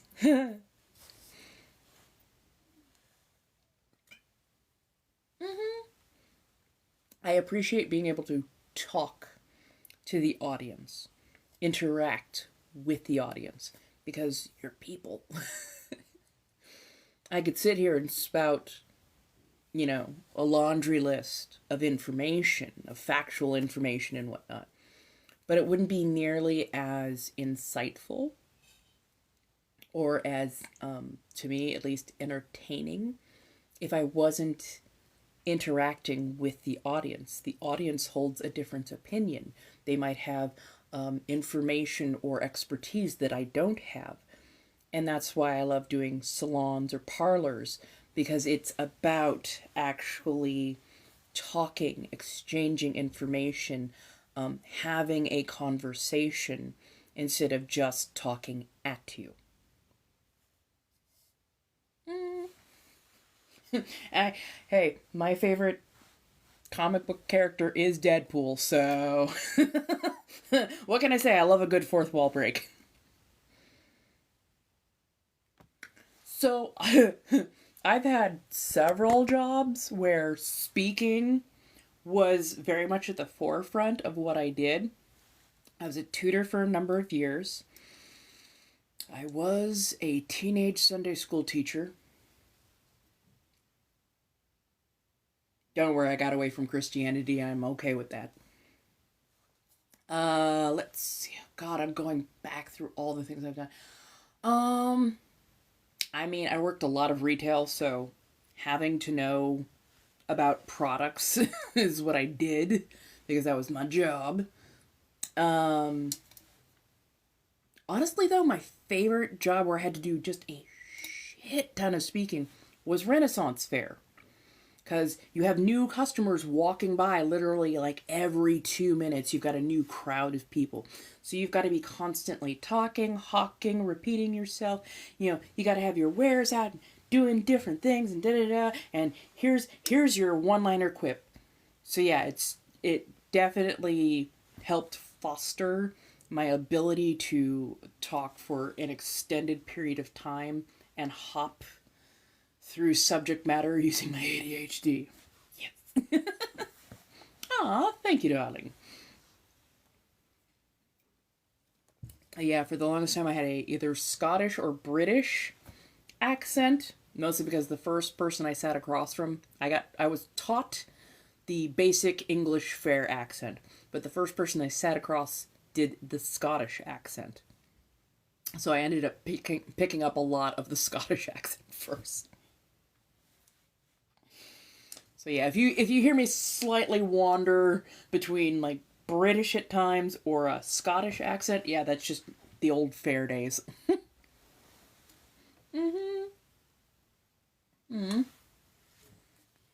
I appreciate it. Thank you so much. So yeah, tomorrow we are getting the nails filled. We're going to go with a nice dark red. I think I'm going to look up a couple of nice, what do you call it? A couple of nice inspiration pictures for the nail techs. I think I want to go with like a nice, deep, dark, unctuous red. Something closer to like a Merlot. Getting everything filled in. Gonna get that tips sharpened up just a little bit. I've been able to round them out just a little bit with all the scratching and whatnot that I do for the ASMR, which is not a problem. It's okay that they're not dagger sharp. And then I'm also going to get my toes changed out to a matching color, so. Yay.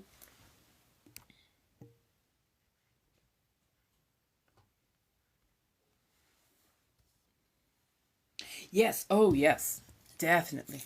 Yes, I love doing the stiletto shape.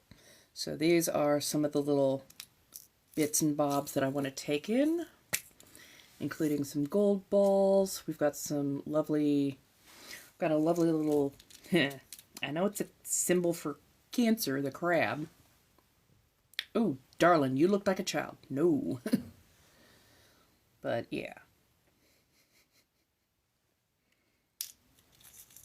I think I'm going to try and get them to put this on the thumb so I have a nice big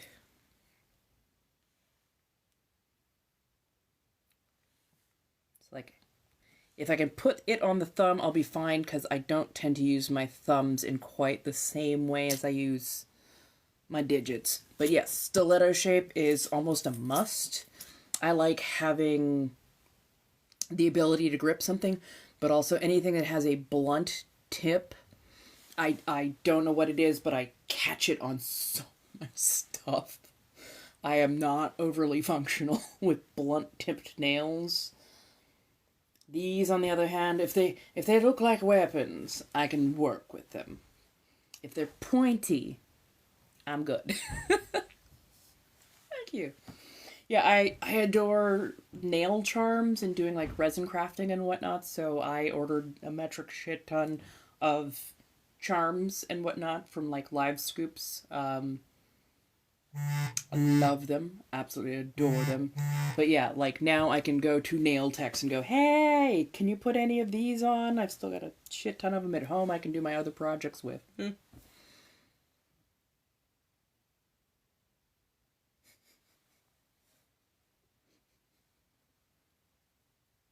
Yeah, yeah.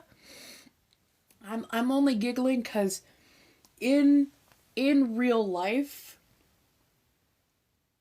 I'm a little bit more reserved. I'm a little bit more introverted when I first meet people. But all it takes is that spark where somebody gives me a subject that I either rabbit hole down or like already know a lot about, and you've seen me kind of geek out at times. Like when that happens, people just kind of go, I'm just like, I'm not doing anything special. This is just me nerding out. Like, but yeah. But yeah, no, you've probably seen one or two times where people have gone, oh my god, I love you. No, you don't. Get to know me first. I am multifaceted and I get a little nervous when everybody thinks that I'm kind customer service. Hi, I'm here to serve you. Like, no, no. Kind customer service is just how I approach everybody. It's part of, the common courtesy, as it were. But when need be, I have a brat side, especially when people become demanding of me. I go full brat real quick.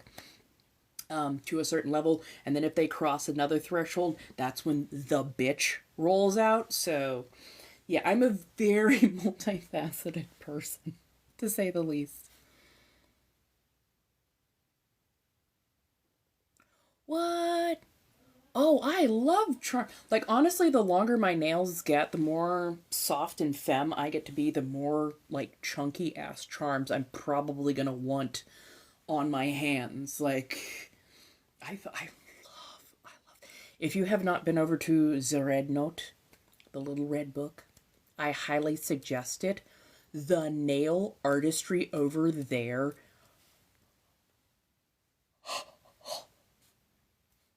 When I tell you, I would do some unspeakable things to very rich people to get a set of those nails for my hands. I'm not proud, okay? I am not proud. I am not proud. But I would do it because their artistry is amazing. Oh, I'm so sorry, darling. I didn't even see that. Yay. Would you like Shadowscape, Lover's Path, Steampunk, Klimt, or Mucha? Those nails. So there's an app called Little Red Book or Red Note. It's the one that we all went, we're going over here. Don't ask. Go over there and just start looking up nail art. It will blow you out of the water what they can do with nails. It is fantastic.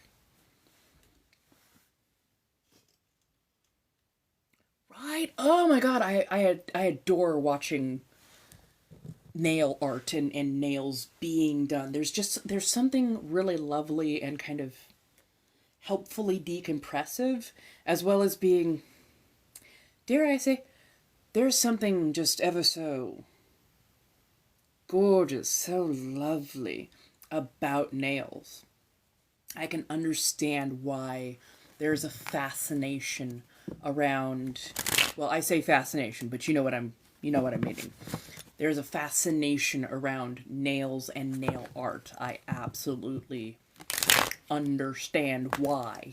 Because it becomes so transformative. And such, oh, it's just such loveliness. Right?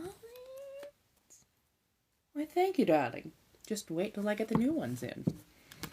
The longer my nails get, the more soft, the more femme, the more, what's the word? Gently elegant? There's a word that I'm looking for that I can't quite... Tip of the tongue, truly.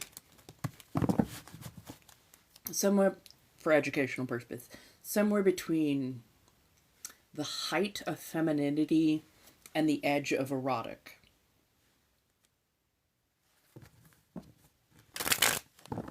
Mm-hmm. Well, I mean, I'm gender fluid. Don't worry, you're fine. You're fine. You're fine. You're fine. You're fine.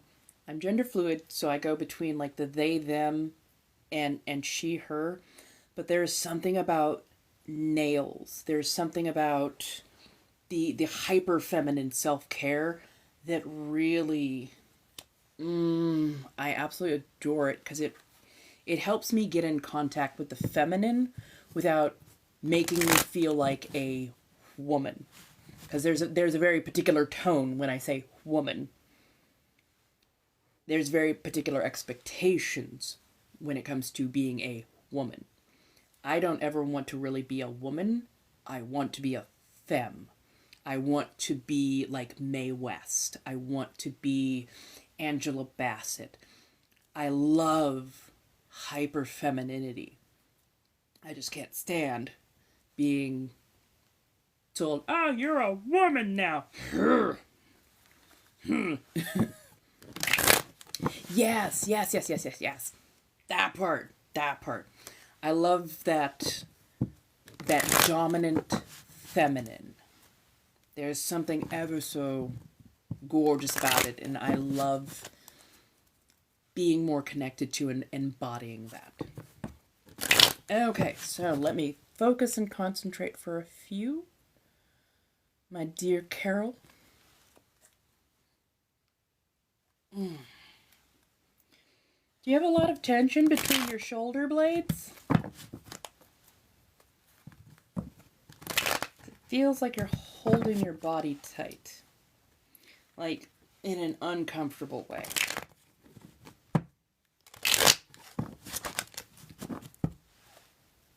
I can feel it. It's almost right between my shoulder blades.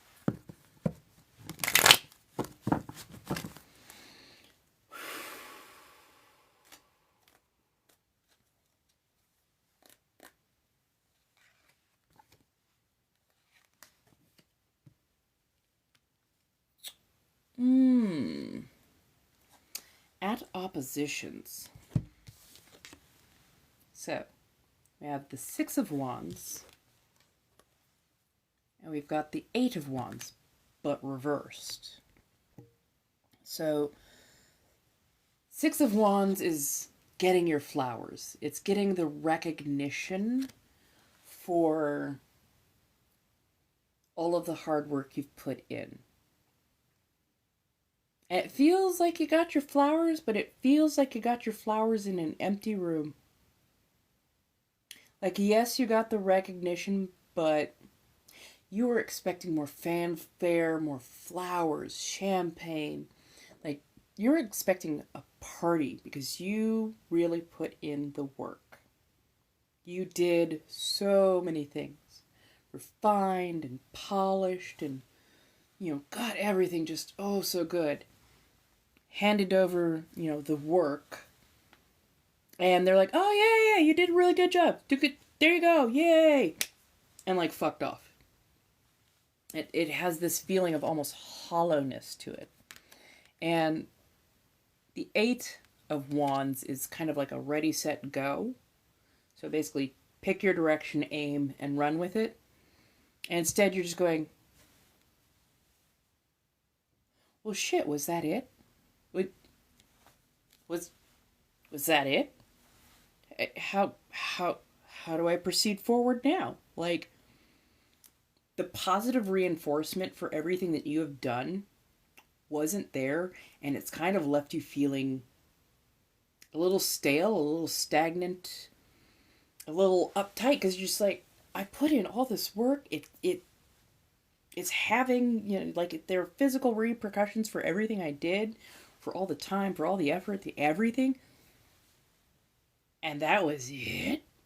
It didn't feel like you got the payout that you had really been looking forward to, really been hoping forward to. And so it's not really making anything new coming your way.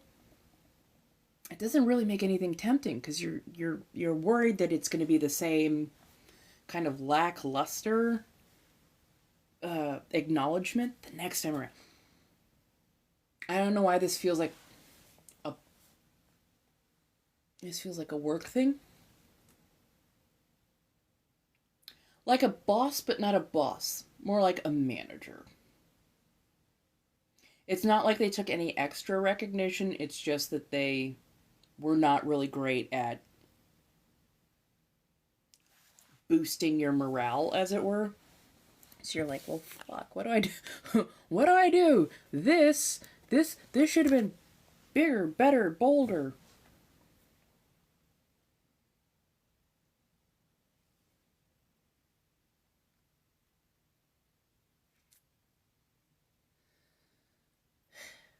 Breathe and throw yourself your own party.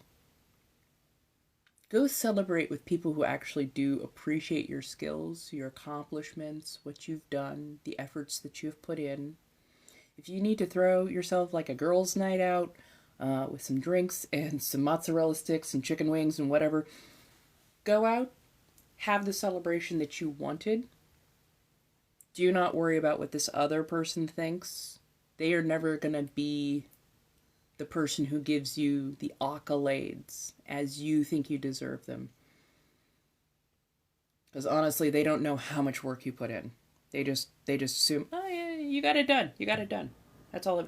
No, you put in effort. You want the recognition in equal measure. You will never get the approval from them that you want. But you will get what you need from people who understand how hard you worked at it. I would definitely say go do a girls' night. Go do a night out with people who actually recognize the amount of skill, effort, style, panache you put into what you do, because you do damn good work. So yeah. Actually, clarifier? Oh yeah. Page of Swords.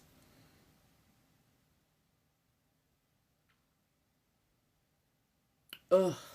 Okay. So, Page of Swords, because I asked for a clarifier card. Person who communicates. Person who is definitely at the forefront of gentle communication.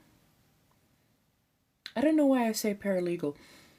Find yourself who maybe has a little bit more knowledge, a little bit more skill. They might be able to help you change your wording just a little bit so that you can communicate more clearly what you need. Right now it seems a little bit chaotic. And they will help to redirect. Because yeah, you need to get back on that path. Find somebody who has knowledge, who has skill, and can maybe point you into a direction. Because sometimes, especially when dealing with like court systems that have like steps, tiers, hierarchies, whatever the fuck you want to call it, sometimes you just need to ask for a very particular thing. Luckily, these are all minor arcana cards rather than major arcana cards. So it's small little changes will do you good. These are not things that are going to be, like life altering, big bad kind of thing sitting on your doorstep. But yeah, definitely find somebody who's got a better handle on the jargon that you need and see if they can direct you a better way to ask for what you want and need so that you don't have to jump through quite so many hoops. Every now and again, especially when dealing with court systems, you just need to ask for a particular form or ask for a particular thing to happen. But if you don't know the jargon, that's how they trip you up. So, ask for advice. Find yourself a new communicator. I hope that helps, my dear. Hello, Miss Casey. How you doing? You're welcome, dear Carol. I know it's not easy. But thank you. Okay, I might take another little bio break. I've been hydrating all day. But I will be right back, my dears. Knees. Yeah, there we go.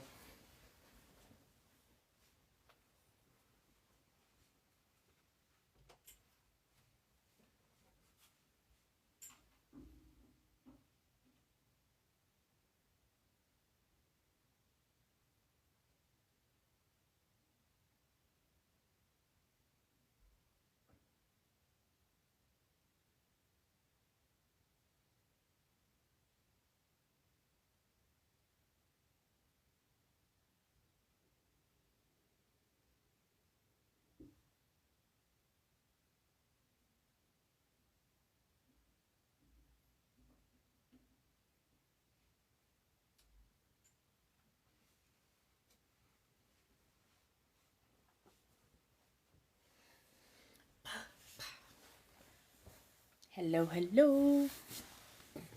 Hello, darlings. How does it go?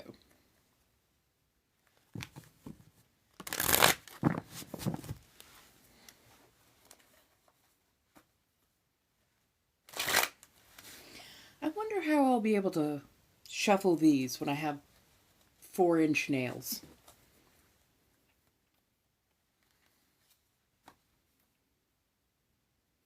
Yeah, I've only got about 1/2-inch clearance. These are gonna be fun. Right. Hello, hello. How do you do, April? Welcome on in. How's everybody doing so far? Have you made sure to get something to eat, a little bit of something to drink? I know we're probably doing a little bit of body doubling as well. Yeah, come on in.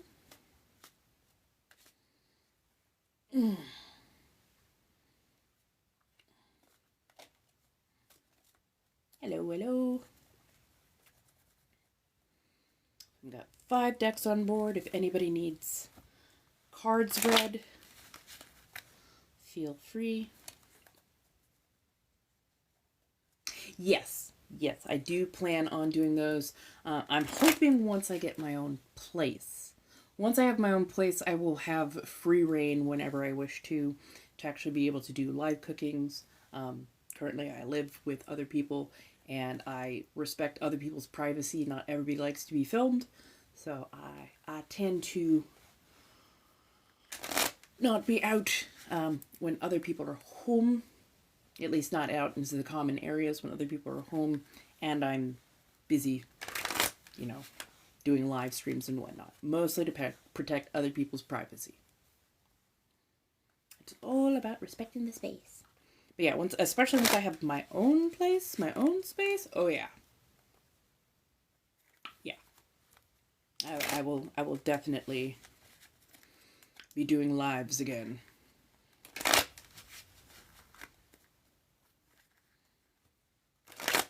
I will be posting up how I did a cocoa fruit simple syrup today. I also did a lovely little breakfast, so over the next couple of days I've just got to edit some stuff together and you will get to see it. But yeah. And we'll be doing more ASMR. Yes, yes. After I get my nails done tomorrow, we will do a bit of ASMR live. So I do a lot of like the nail clicking, a little bit of tapping, the scratching and whatnot. I'm going to see if I can put together a nice sampling of textures and whatnot, and we can just sit and chill. I think I also have a mannequin head, so I'm working on getting like a wig placement on them so that when I do like scratching on scalp, it'll have a bit more texture, a little bit more, what's the right word that I am looking? Flavor? Flavor is not the right word. But yeah, when you scratch scalp, there is a particular kind of sound that it makes. And so I'm hoping putting on a wig will add a little bit more to that. But yes. And I'm going to get my nails done in a nice red. I think something nice and dark. And then I'm going to ask them to add some charms and pearl work.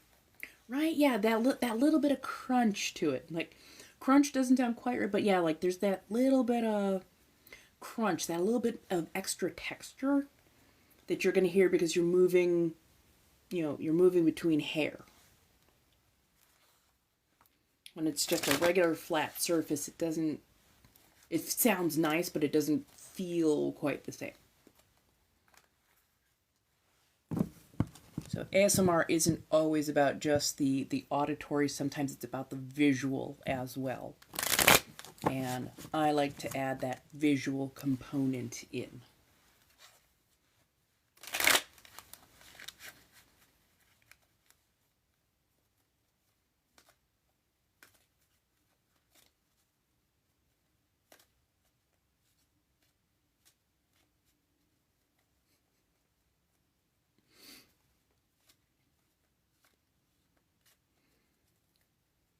I want to say, I think I've washed each of my wigs with a little bit of fabric softener. Because I have synthetic wigs instead of like... But yeah, a little bit of fabric softener helps to make the wigs move, act, and sound a lot more like real hair. Because it makes it a little bit more relaxed, a little bit softer. Synthetic can be very particular.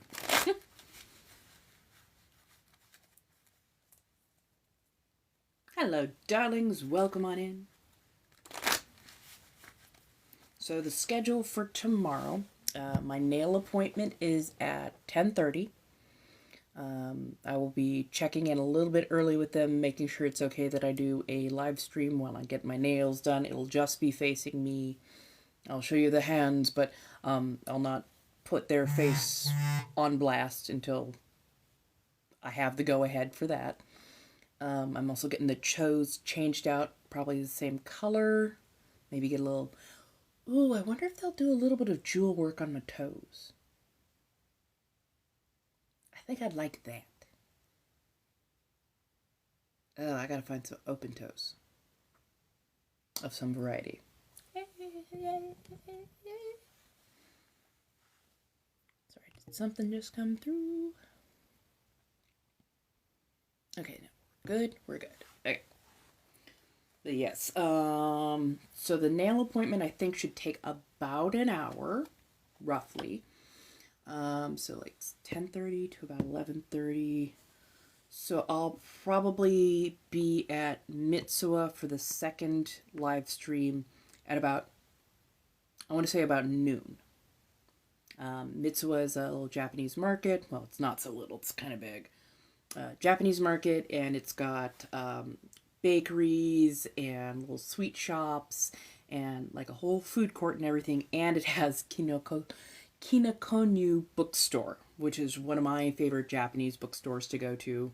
I love getting myself like a sewing book or a manga. God, it's been forever since I've collected manga.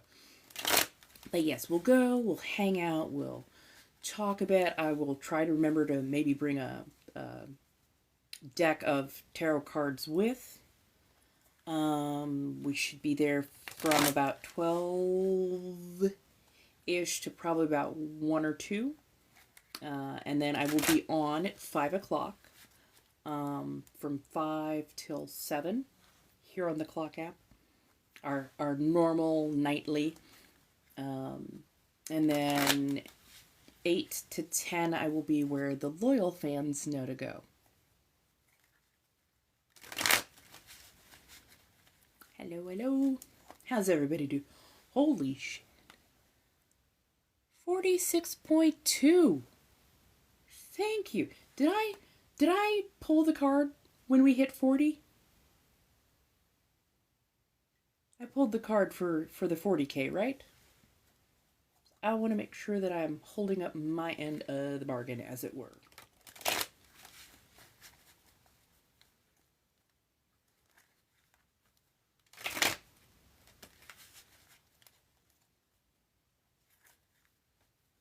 Oh, okay.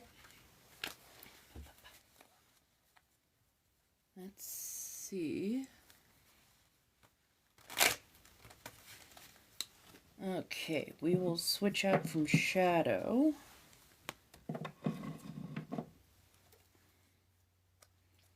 We'll do Lover's Path. Big ass cards. Tiny ass hands. I have this nice big beautiful broad palm, but these short ass fingers.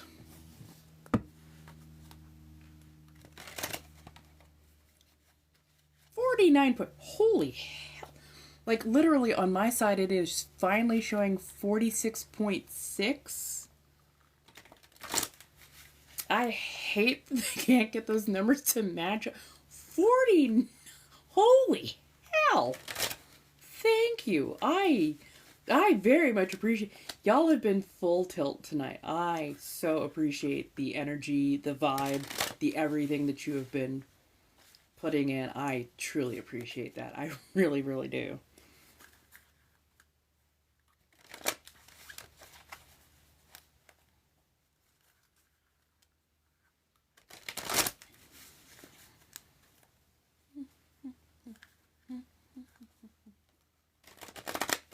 Yeah, together, please. Oh, don't fight me.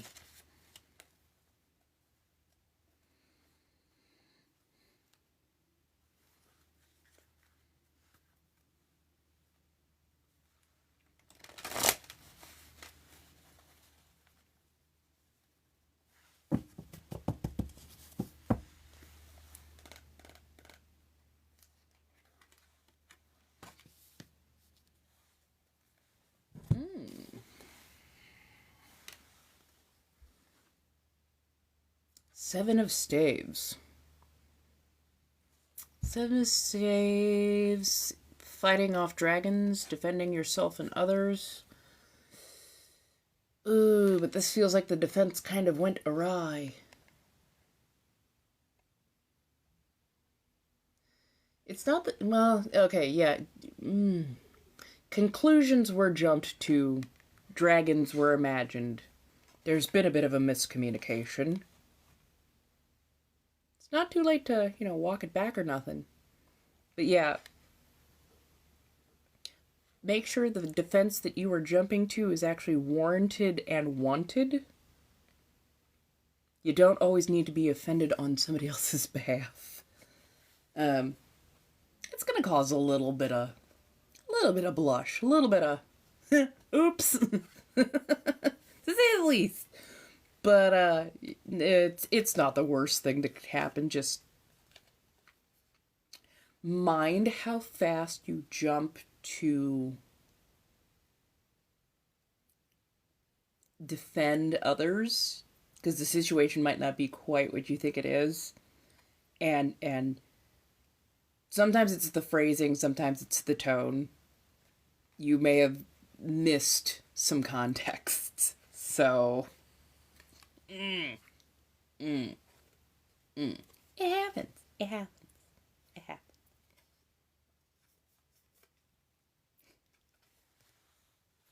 Just be willing to say, okay, I jumped. I jumped the gun on that one. Because admitting that you might have been a little too impetuous will tend to assuage a lot of feelings. But yeah. Tilting at windmills, a little bit Don Quixote. And whoever this is that you are defending is very mature. Oh, what was his name?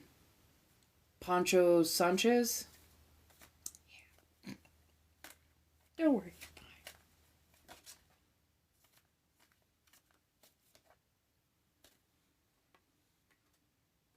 Ooh.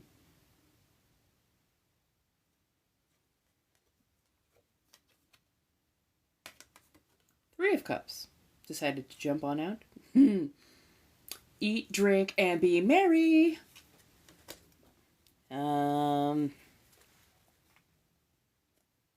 Yeah. Somebody's turning up. Somebody's gonna. Thank you, Sancho Panza. I always get that backwards. I don't know why. Sancho Panza. Thank you.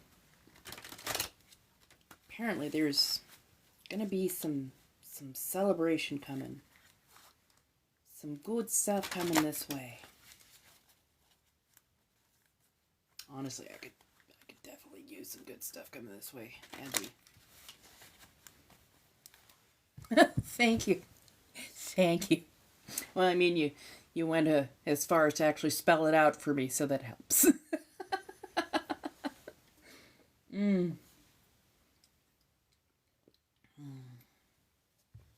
Anyways, it is coming up on 9 o'clock. I got a few more things to do. I've got to try and work a couple of cricks out of my neck and back for whatever. Well, okay. I keep forgetting I am top heavy, so I should probably wear a corset the next couple of go-arounds, to say the least. But I will see you all later. I'm going to head off for now. And hopefully I will get to see you tomorrow. First live stream should start at about 9:30 or so. I'm sorry, not 9:30, 10:30 a.m. Pacific Standard Time, because I'm West Coast. We'll be getting the nails done, we'll be getting the toes done, and then I will probably be back on live stream at about 12 o'clock or shortly thereafter for a little, day out, having a little fun, doing a little food court, grabbing a little something lovely and sweet to eat. So, yeah. Thank you so much for stopping by. I really appreciate everything that y'all have done. If I happen to come across your FYP, feel free to actually interact with my content. If you have suggestions, if you just want to, post up a little something, that's cool. If it's a duet thing, feel free to duet. I love the playing between the two. But yeah, I really appreciate people showing up and asking questions and bantering and doing all this. This makes me happy, and I would honestly like to do this as a main source. Not always just on this platform, but other places. But I really, really do appreciate not just the tarot card readings and the support on a financial level, but also on an emotional level, on an interpersonal level. Y'all have been really fantastic, and I appreciate the community that you've created, not just for me, but for each other. That's honestly how I feel the world should go, and it is. Thank you so much. Thank you. Have a lovely, lovely night. Make sure you get some rest. Take your medications, your vitamins, get something to drink, eat, sleep, all the good things. Make sure you get some fun into your life every now and again too, please. It is important for you to decompress and actually enjoy living. So, thank you, my darlings. Bye.